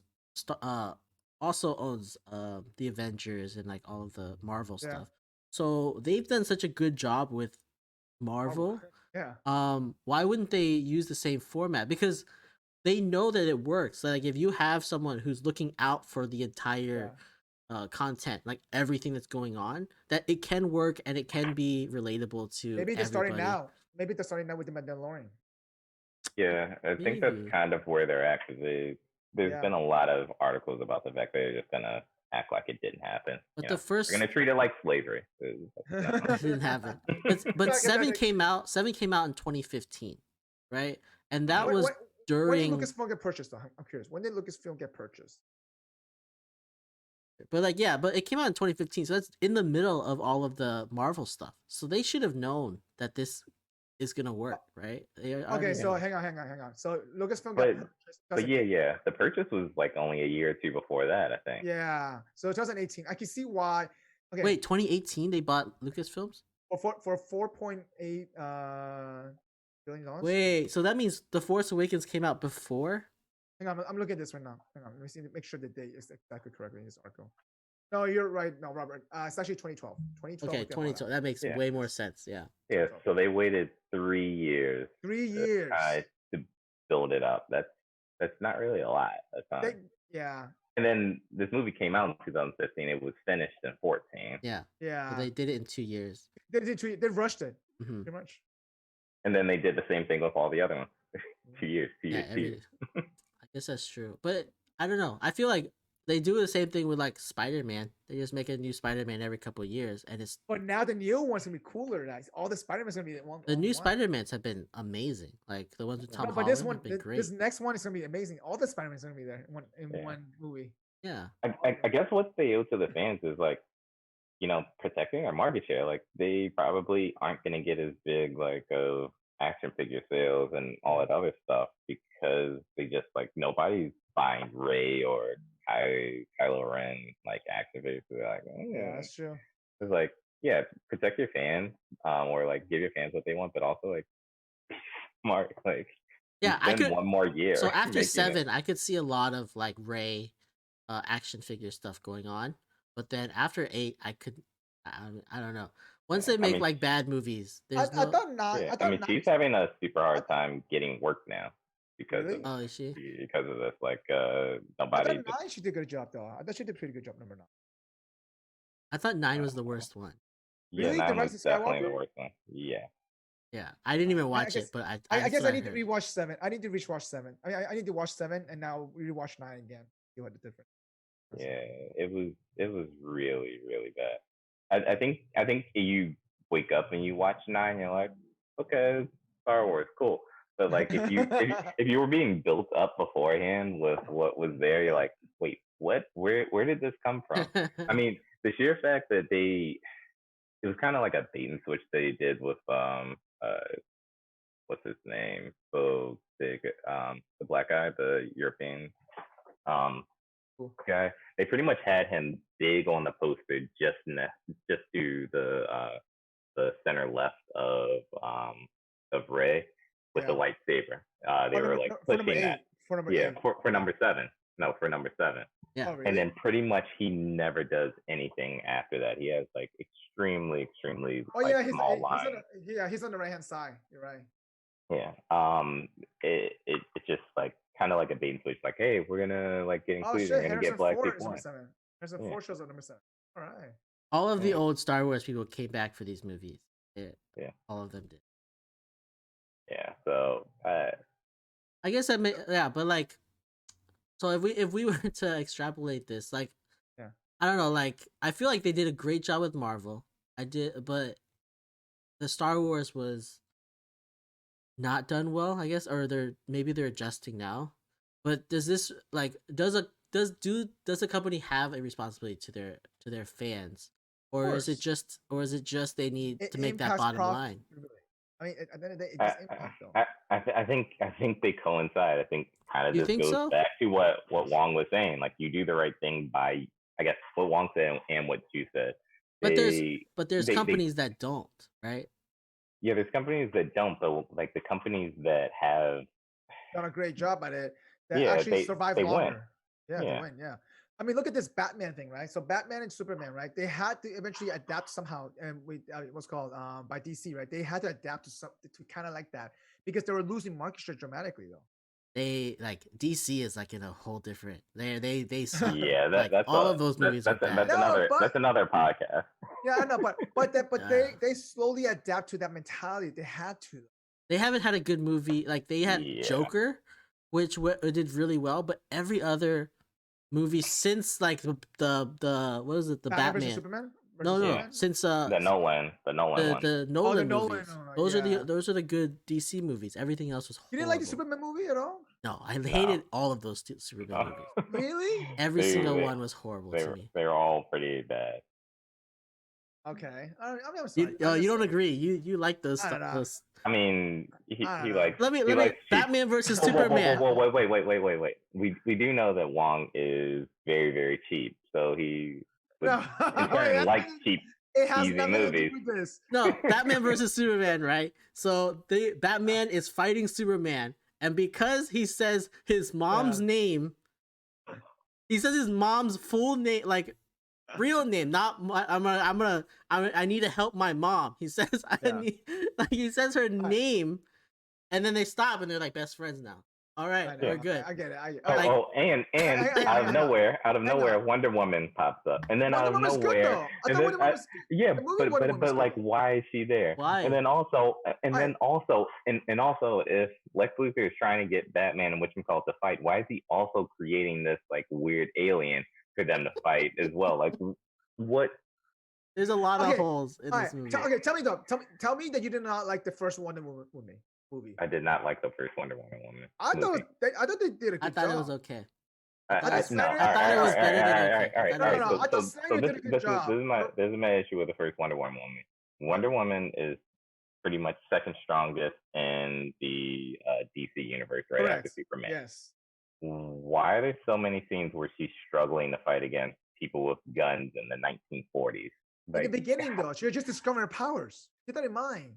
She was just literally just leaving Amazon. No. She had been alive for like years and years with those powers before she kept that white guy there for on her island for like, I don't know, 10 years or something stupid like that. Like, so she knew about her powers, and also even without the powers, she was a Amazon. She was a trained warrior.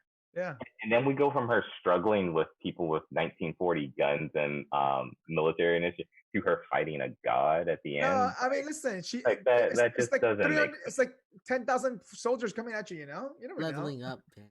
Yeah, she's Gotta leveling level up. I thought of the DC movies. Yeah. That one was movies. probably the best one. Of the But that's a low bar because you're also taking Nolan's out. And you know what? Honestly, if you told me I had to watch a DC movie not named the Christopher Nolan's, I would watch like Batman Returns before that any day with Arnold Schwarzenegger and all those guys. Like, that was the more original entertaining. Batman, The old school. Yeah, that was more entertaining. Yeah, I agree with that too. Like the Like, old Batman was better than the ones they're having. I might watch the first Superman, where he reverses time. Where he goes back in time. Okay. That might be mine. I don't know. Like the recent stuff has been pretty bad. Yeah, they're trash. Yeah. No, I'm not Mike, disagreeing. I think you're just. No, I'm not disagreeing. Like, I mean, I'm curious to see what happened when they come up with the new Flash. I was called in 2022. You know. Yeah, but he fights women, so I think they're getting the new Ezra Miller. He punched a fan, a female fan. Punched a fan. Wait. I thought it was what's called Ben Affleck's gonna be that. Ben Affleck's Batman. It's Batman, Some people were saying like it was set up or whatnot, but it wasn't a good look. Like he either punched her or pushed her extremely hard into a wall. One of the two. Not good optics. You mean Miller? Ezra Miller, yeah. Ezra Miller punches lady. Oh my god! Like, so I'm not watching these videos, but there's one that says Ezra Miller chokes female fan and throws her on the ground. What? No, that's extreme. I don't think that happens. He didn't choke her. It was more like he was trying to restrain her, and instead of like grabbing anywhere else, his hands went towards the neck, and he ended up pushing her down. So you think it was set up? You think? In Iceland? I think the fan said something, but also Ezra Miller is non-gender binary. And oh my god! That whole thing going on with it. I think she said something about that. It's a lot. That looks bad. A lot to unpack. It's a lot to unpack, but it's but that clip was so short though. You can't even hear the sound either though. I'm watching this right now. I don't know. That looks bad. It's not a good look, regardless. Yeah, he'll be fine. 2022. He got time to recover from that. He's white. He'll be fine. He's fine. He's white. You know. and this was in Iceland. You know. Yeah. So. Well, talking about companies that don't do what's good for their people, for their customers, we were talking about Apple, who just never does what's good for their customer. I agree. Never. They took and like it's bad. It's bad because Apple leads markets and like they lead other companies to follow what they're doing. Just so good at marketing, you know. No, they're like market leaders, but then they'll do stuff that's bad for the consumer, and there's nothing you can do. Oh, you mean like take out the plug? Like taking out the every power, time you get taking out phone. the headphone jack. Like we had this conversation earlier this week. Then why is the Apple charger like so freaking large? Like there's no smaller charger. Yeah, the for your MacBook. This is for your MacBook. Yeah, and for Scheme, I'm a 6'2" guy. This takes up like all of my face. That's small compared to my gaming laptop. No, it's see, the thing is like that plugs into your outlet. Yeah. So you need an outlet that doesn't interfere with anything there. Like that's what we're talking about. Is that a 2-prong or a 3-prong? Sorry. It's two-prong. Two. Okay, that makes more sense now. Okay, I see that now. Yeah, it's just like everything else has like another wire that you can plug in, and other things can plug in around it. This is like, and why is everything USB-C? Like if you want to buy like a separate mouse, you want to buy a non-Apple mouse, like you have to get an adapter. You like end up looking like you got a freaking. So let me ask you this PC. though. I like the Does that USB-C.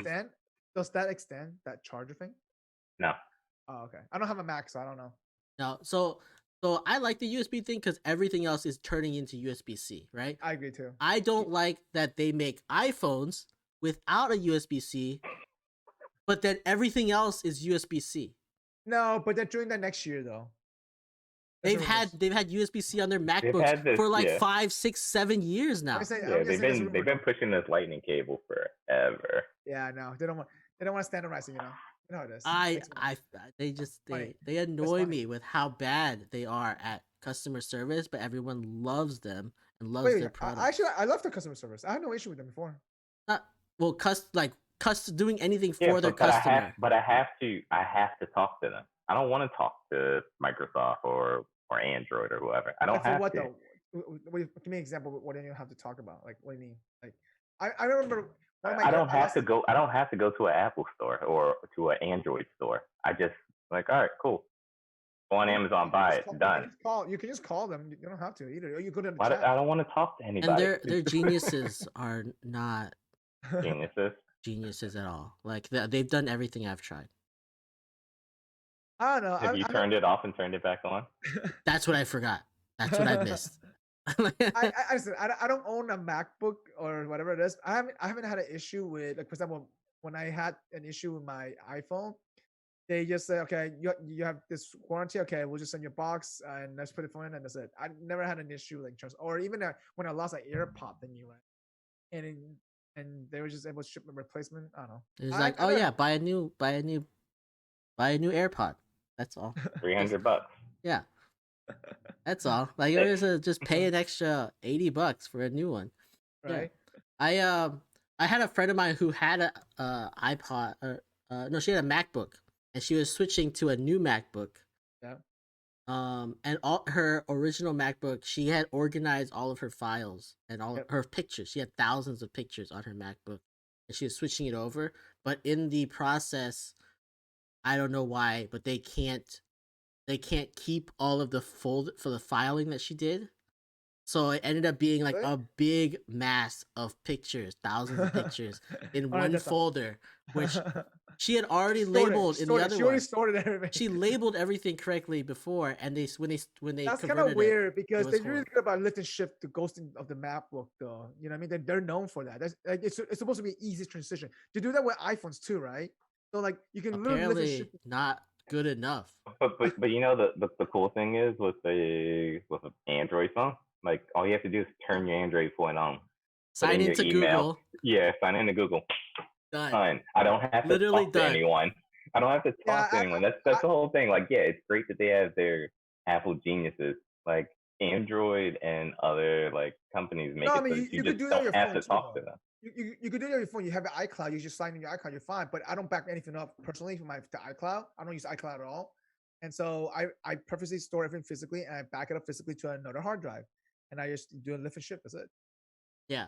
But when you got your new iPhone, you said something like, "Oh, it's so convenient. You can just put your iPhones next to each other, and they'll connect and transfer." They do that. Yeah. We've been doing that on Android for a long time, like 3 or 4 years. But you back it up in the cloud though.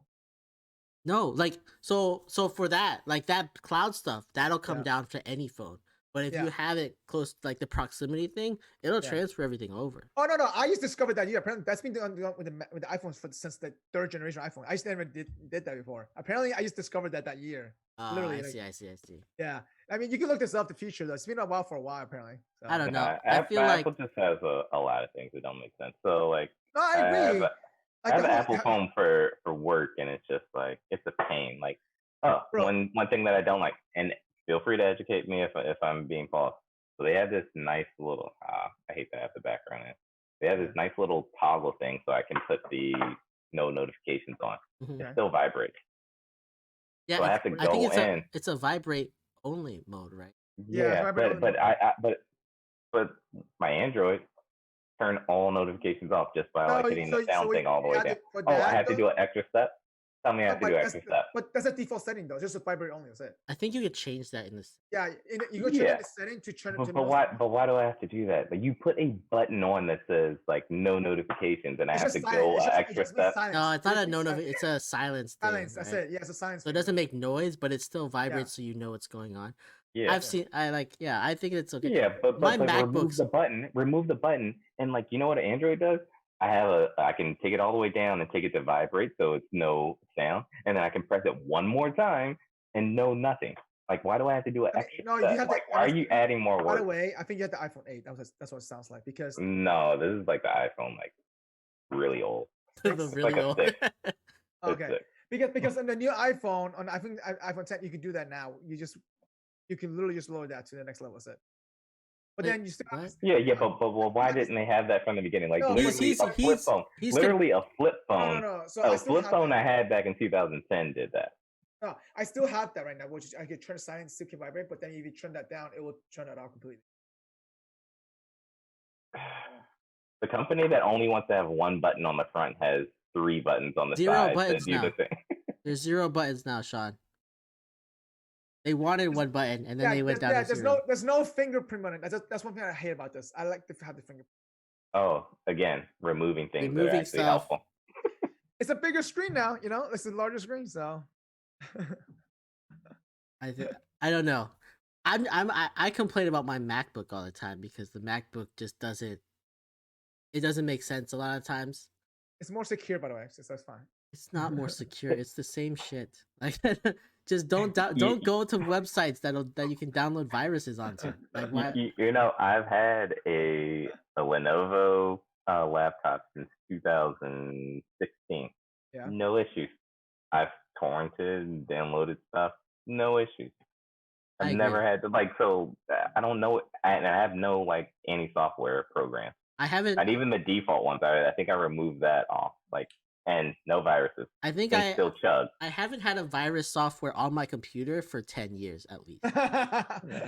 So and I never get any nothing happens. Yeah, nothing happens. I just don't do anything that's possible that I could get anything onto. That's true. Shoot, I do things that you probably could. You torrent and stuff. I don't torrent anymore. I don't do any of that stuff. I don't know. Like I said, I don't own a MacBook Pro, so I can't tell you anything. The MacBook is just usage, right? Like something like switching through tabs or something. I heard the graphic design's good for it. It's very easy. I heard the shortcuts are easy too. So, but I mean, is it easy or is it just like not good for productivity? If you bought a higher end PC, could you do the same thing? And that's the thing. Like MacBooks have a higher introductory price, but they have like more stuff in. But if you buy an equivalently like built PC, you probably have the same processing power and same like ability to do all the same things. I would say that. It's just, but the only thing is like you're pushing a lot of people to spend more for what they're never going to use. That's true. I would say that's true up until their new MacBook M1s. Like that new M1 chip is they have crazy. They like their own silicone chips that are optimized for MacBooks. And it's amazingly fast. It's crazy, right? Yeah, so I heard about that. So that's like now I feel like it's worth the price. It's worth it. But the thing is about what I was saying about productivity. Do you need that? But does the everyday person need that? Not the everyday person though. But they're again kind of back to the thing. Like they're buying it because it's Mac and I need a Mac because I'm not gonna have any virus things and I can do all this stuff. And then you spend an extra $500. Spend an extra $500 on a laptop to do things that you don't need to do. You can get that same security and get all of the YouTubing that you're gonna do, like YouTube and web searching. Yeah, the normal person doesn't need a MacBook at all. Yeah, but someone who's doing it for work. Maybe the MacBook Air, maybe the MacBook Air, maybe perhaps, but not like that. I agree. Or an iPad. I think most people could use an iPad and they'd be. Yep, I agree. But iPads are expensive too, right? Aren't they $1,200? No, the big ones, the big screen one, 32-inch one, yeah. But that's the one you want. Why would you get any other one? No, but why would you want a Mac? I got my parents regular iPad, whatever the newest version, regular 12-inch was $400, and I mean they use it for their English classes. They use it for almost everything. They have a keyboard and everything. So You got a regular AirPad, not an AirPad Pro. Yeah, correct. Whatever. Yeah, it was like Yeah. it was $3.99. So yeah. I mean, Uh, that's all they need, right? Like I said, the average person doesn't use that much. My parents watch YouTube, goes a little bit of Facebook, and then go take English class on Zoom, and then they type stuff on Word and they email themselves. That's it. Yeah, so why did you even get an Apple? You could have gotten like a Lenovo or a Because they Acer use or my anything. parents don't use computer at all. They don't even know how to sign on to Windows. So this was the easiest version of a computer for them to teach them in a short amount of time. So now that my parents are learning English, and then now once they learn English, I'm going to teach them how to use computer because I can. It's easier to the transition to explain to them in English for certain things is easier. Now I can introduce a window to them. You know what I mean? I can tell them, hey, this is what Explorer is. This is what I don't know. I think I think you're gonna now buy that you're on them. the Apple train, like it's hard. Like it's a different language to use like a Windows version. I'm not saying that Mac how they set up things is wrong. It's just I'm gonna say it's well, okay, but it's drastically different. Like you can't go from like working on an Apple to like switching over to a PC really quick, and vice versa. And it's just like, and it's unnecessary. It's like a phone, though. It's unnecessary. No, it's not like a phone. It's unnecessary. Huh? The iPad is like a phone. The iPad's like a phone. Okay, yeah. It's not like it's the same icon. It's not like the MacBooks. Yeah. So technically, they haven't really learned how to use the OS in MacBooks. I know exactly what you're going for, though. So, but that's what I'm saying. Like, I got them an iPad because it's just an easier, short amount of time they can actually use it to learn stuff. But once they learn English, I feel like now I can teach them Windows, actual real OS that I don't think I would never introduce them to a MacBook Pro or MacBook, because I feel like that's a lot harder to learn. Do you not love them? Is that what it is? I thought you were supposed to give the best to your parents as an immigrant. Bad Asian. I truly think Windows has done a great job evolving. Okay, so you know what I feel? I feel that Microsoft does not get enough credit for Microsoft Teams. Zoom is a great program, but Microsoft Teams, like, it's amazing. It slowly, like, it wasn't great, like right out of the. I think was it's shitty Zoom. 2020. Let me tell you, okay. You think it's better now? Oh hell yeah, yes, for sure. Yeah. Like, yes. I haven't used this for a while. And then if your company is using Microsoft, like, it's amazing. it unlocks so much because literally you have the team so you can get your video up. You have you have your SharePoint all there. You have like all of your emails, your calendar, everything. Everything's synced together. Yeah. You can comment that. You can comment on the sheet, and then you get notification on that. It's like the collaboration on steroid now at this point. Yeah. It just makes so much sense. Yeah. Huh? But the glitches, though, let me tell you, the glitches on last year March, because we were before COVID, right? It was already bad enough already, but my old client had it. But oh my god, I'm like, holy shit, this spreadsheet's taking so long to open. I could have done a Google Sheet by now and then collaborated this. But then somehow they stepped it up by July. They fixed a lot of those glitches, and then by last year, I'll say probably October, it was like super smooth. It transitioned really interesting. Well. Yeah, I only used the Teams before March last year. Yeah, it wasn't great. It was really bad. Like, I was like, man, I wish we had something else, like anything else. Yeah, I'm really curious what Zoom does, because like even I use GChat, or sorry, not GChat, but I use like Google Meet. Yeah, it was pretty crappy at the beginning, but like I feel like everybody's caught up with Zoom. Yeah. And well, not yet. So Google Meets just started doing the recording and started doing the raising the hand and started doing the break rooms just recently, right? Yeah. And Zoom had the break rooms from way back. That's true. Yeah. I get it. You had it way from the beginning, but like Google has a slew of other apps that you can incorporate, and same thing with like Zoom, Microsoft Things. And it's just like capability feature. The one thing about Google Meets is that I need better quality video. Yes, it's horrible. It's really bad video on Google Meet. Yeah, I agree. Okay. They purposely lowered that because of the, I guess part of it is because they want to make sure that the stability of connection. But you know what I hate about Google though right now? Fucking Chrome sucks ass. Okay, it's taking a lot of my RAMs. Chrome, it takes so much RAM. It's not even funny. I switched back to Mozilla. I was like, oh my god, I missed Mozilla now. It used to be Mozilla was taking up a big bunch of RAM, and then now it's Google that's taking up everything. I think you guys are just doing too much. I don't have these issues. We're not. Like, I had 6 tabs open. If you leave one Chrome window open Yeah. for multiple days, Yep. it will just keep Eat up on the RAM. sucking more and more Right. RAM. You have to close it out and reopen it every so often. Otherwise, Yeah. it's, Interesting. yeah. Again, maybe you're doing too much because I don't keep a window open.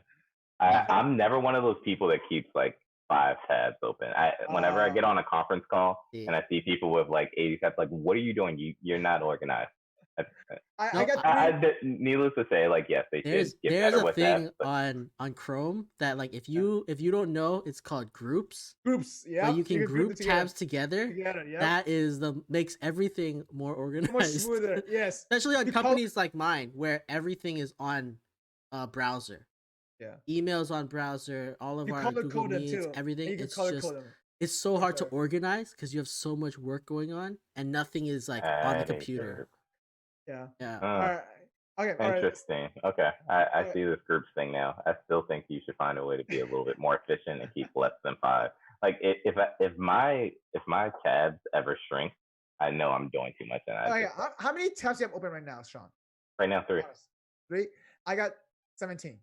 Wow, 17. This is my home computer. So But in 2 windows though. Total 2 windows, but 17 tabs total between the two. I have Oh my 7. goodness. I have 7 open. But it's also we're doing a lot of stuff with the podcast Correct. and stuff. Yeah. I But agree. Yeah. at work, I have a window for each work stream that I'm working on. Right. So do I So too. I have I like do too. I'll have like things that are going on, and you don't want to close them because like someone's gonna ask you about it, and you need reference. So for me, my client uses Google Chat, and then my company uses Google Chat too. So I gotta make sure I have 2 Google Chats open, so I can talk to my client, I can talk to my internal people, and then so my 2 windows are completely separate, right? And then on top of that, the G drives, the folders, and then the Google Sheet. Like it's when everything's on Google, it's kind of hard. It's kind of hard not have. Yeah. This is why I love everybody Teams. should go back. Everybody should go back to Microsoft. It works. It works. I can see it. I should get a friend from Microsoft. He's a VP marketing for Teams. Actually, I should talk to him. Get on here. Yeah, we're gonna bring Sean on to Yeah, to so celebrate him. So all I the can good stuff bring he's doing. him to my company and be like, look at all we can do. This is Fuck out of Google. He's a former Gator too, so. Yeah, $5 billion company. Right. Anyway. All right, listen. All right, we're gonna wrap this up with a rant. Sean, what's your rant? Move to someone else. move to someone else. fine. You don't have one. Oh. Robert. So what I've been doing, I don't think I have an actual rant this week, but I've been keeping everyone updated on the Daniel Negreanu versus Doug Polk poker challenge. Yep. Right. So, last week, I think Daniel Negreanu was down 900K. He came back down to about 600K last week. I Yep. think they played 2 more rounds this week, and he stayed even. He was down 1 week. He was down. He got some back, about 100K, and then last one he lost a little bit. So he's still about $600,000 down. They are 16,000 hands in, and they're playing 25,000 hands. So he has 9,000 hands to get back 600K. So he's doing well. I mean, he's doing way better than when he was down 900K. Just being down 900K, it's gotta be I mean, demoralizing. but for him, that's probably chump change to be honest. Probably. I don't know, is this chump change for him? Like even if he's like and he has so many more hand to play. That's the thing. yeah, even if he has like 100 million, right? Like it's still like almost $1 million. I guess. I don't know. It's definitely interesting to see that. So okay. For me, I do have a vent or rant, you could say. I don't know. A lot of people have been asking me if I should take the vaccine or not, if I had the chance. I'm like, guys, Okay. the COVID vaccine. Mhm. I'm like, that doesn't really matter because at the end of the day, I mean, You don't care. no, it's not even that. It's gonna be around, right? It's gonna be around regardless, right? And it's gonna evolve. Do you take the vaccine every year? Yeah, You know what I mean? that's where we're going towards. That's how vaccines work. It's You like take a flu it's shot like the every flu. year. No, I get it, but I get it. I mean, the flu shot's not required, right? It's not mandatory. Right? I mean, do you take the flu shot every year? So it's like, so I get it when you go to school for certain things. Like So I grew up in South America, so we had to had a specific set of vaccines to take. For example, hepatitis B, tuberculosis, yellow fever, all the shit like that, right? I get that, and because and I think for certain region, you just had to take it for traveling purposes. And if they make it mandatory, yeah, I guess I had no choice but to take it, right? I really think so, right? I mean, at the end of the day, they make it mandatory. But you don't want to. Yeah. I just don't know enough about it. That's the thing, right? I get it's an RNA vaccine. It's safely that I take for short-term things like that. Yes. And I asked, and I talked to a lot of my doctor friends who took it already, and which is fine. I get it, but but also at the same time. Wait, sorry to cut you off. Like, are you against taking it at all ever, or are you just against taking it like in the next 2 months? I just don't know enough about it. That's also, like, how much of these other vaccines do you know about that you're taking? Like hepatitis and all this stuff. Like, do you really know what's going on in those? Well, the thing is that I took it when I was a kid. I didn't know any better. Right. So, like, right now, anything that you're going to take, you have to know exactly how it works. Correct. Yes. I'd rather know about it. That's what I'm saying. Like, but anyway, my rant is not that I don't want to take it or I don't want to take it. And more it's like everybody's been asking me about it. I'm like, what does it matter? Like, it doesn't really matter to me. It matters because you travel so much more than anyone else that I know. I don't travel right now, though. That's the thing, right? And it's like, where are you at right now? In Florida. Where were you? Where were you last month? In Florida. Where were you? What was your travel plan between March 2020? No, I mean, I traveled across the country because I had to move from LA back to Florida. That's what I did. Yeah, but you didn't just do one trip back. I believe there was a Vegas to LA. There was a New York, LA to Vegas. There was New York in the middle of COVID. This was all from March forward. This was all from March forward. You did at least 7 trips back, mid-country. Before the shutdown, I went to Vegas back and forth, LA to Vegas a few times before the shutdown. And then during the middle of COVID, I did go to New York for one trip, and I came back. Okay. And then I went to Tahoe too, also. Okay. Yeah. But again, you also went to Florida and back a couple times. Yeah, I think once or twice. Yeah. But anyway, I don't travel as much. And also you're thinking about going back to Orange Theory. No, he's already back. I have already gone back already. I've been back since December. And Mike's like, oh yeah, I booked all this stuff. I'm going to Japan soon. I'm going to Tahoe. I'm going to Colorado. He's doing a lot of stuff. But it doesn't mean that I'm gonna. First of all, Japan's a whole different story. But because the country's still shut down, I might have to cancel my trip. But regardless, all I'm saying is that my rant goes about like whether I just feel like at the end of the day, I mean, people should have their own choice to whether to take it or not. I just feel like you feel pressured to take it. Yeah, that's why I feel like it's more of a social thing. Have you seen a lot of people posting about it and stuff like that? I'm like, I don't know. I just don't think it should be a social thing. I mean, at the end of the day, yeah. All I know is, I guess, current events for me. My less than 2-year-old kid got a cold. Didn't know it was a cold, 104-degree temperature because of COVID. Because people that cared not to take the vaccine. He was in the operating room. I wasn't able to go. I'm having to get like 5-minute, 20-minute updates from my wife. Wow. Yes, worked out. It was fine, but like.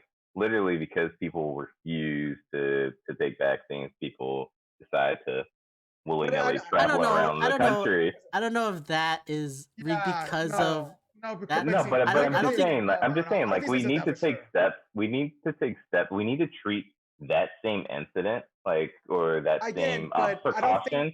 We need to treat that same precaution with how we operate our lives. Like, we need to be precautious on how we operate. We should.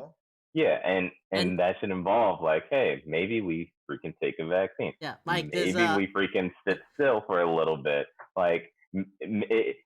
It's just better safe than sorry. But I feel like everyone's I'd rather be potentially sorry.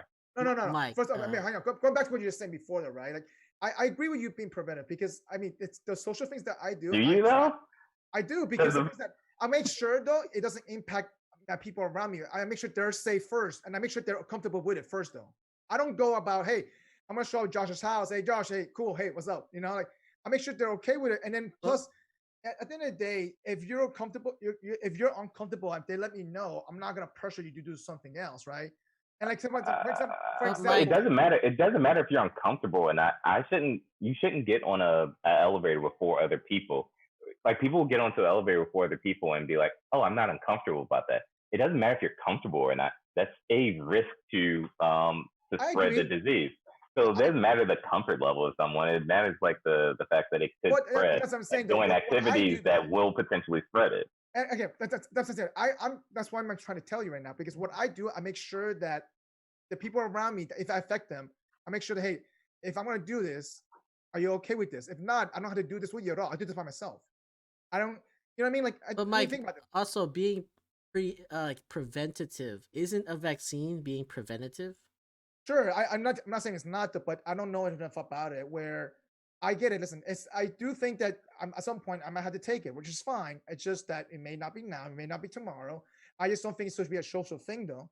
I do think that, to your point, Sean, it's that yes, I think people should.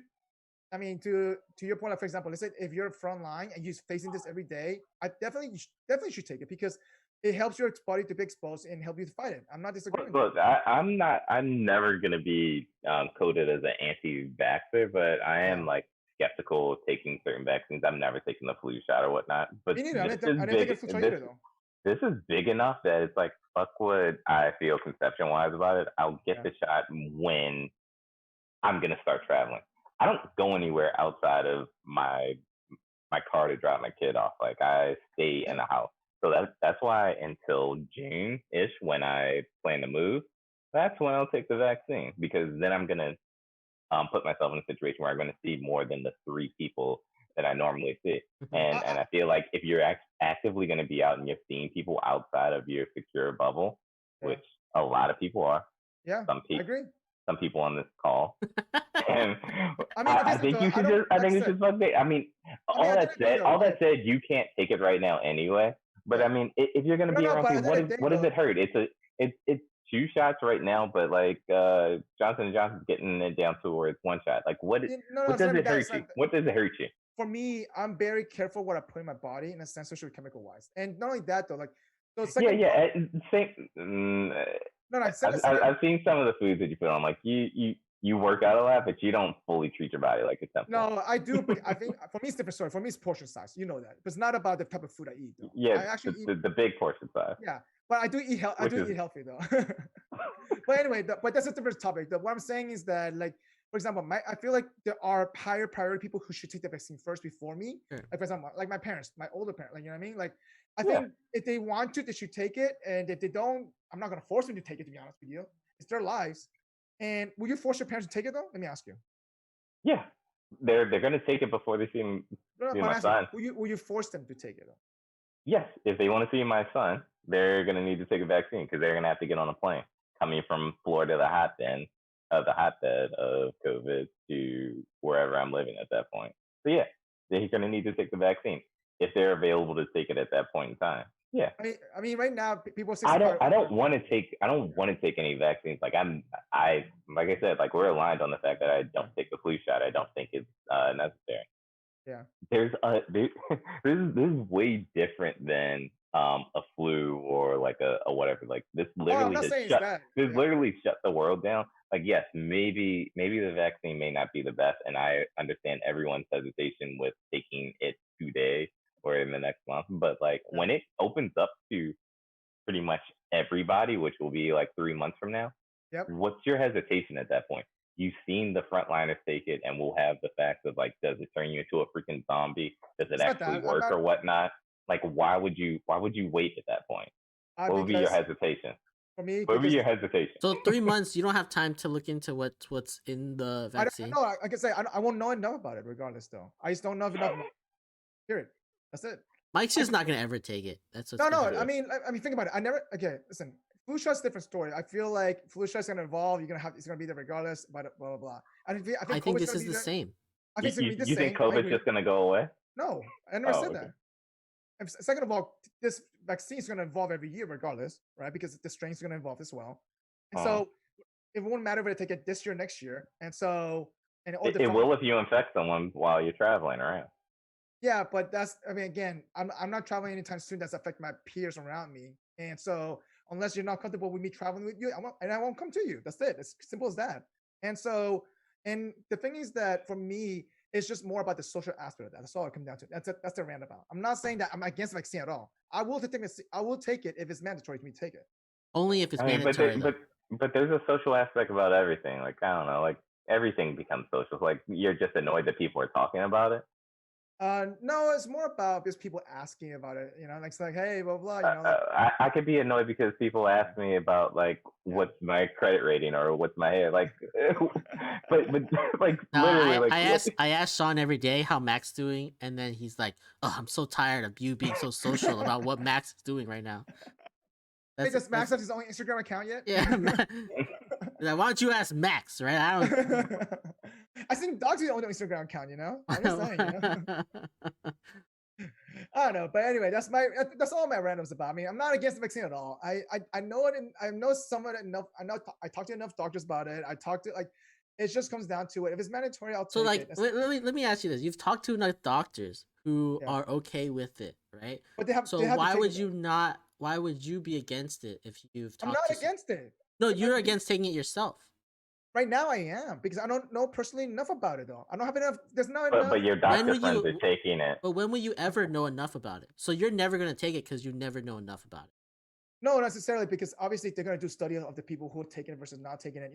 No, but every year it's different. Every year is changing, so you'll never know what this one will be until years later. So you'll never actually know what. There's gonna be studies done regardless. I think for the long-term effect of this different type of vaccine, right? I ultimately listen. I think they're gonna make it mandatory for people who want to travel. I'll take it then, and when they make it mandatory, or for example, like if I think my parents should take it because my parents go in and out of the house a lot, and they're older, and I feel like, but at the same time though, I'm not gonna force them to take it though, because it's their life. That's a different story. Yeah, I agree. I'm not going to force my parents to take it, but I'm going to give them concessions. Ultimatum. Ultimatum. Yeah, you want this, you got to do that. True. That's fine though. So what's your rant, Sean? My rant is on NCAA Football, the video game. It has been dormant since 2014. Is it coming back? I know this is an old thing, but look, we're in COVID. NFL games right now on TV. Most stadiums are not having players or any fans in. College football is having fans in.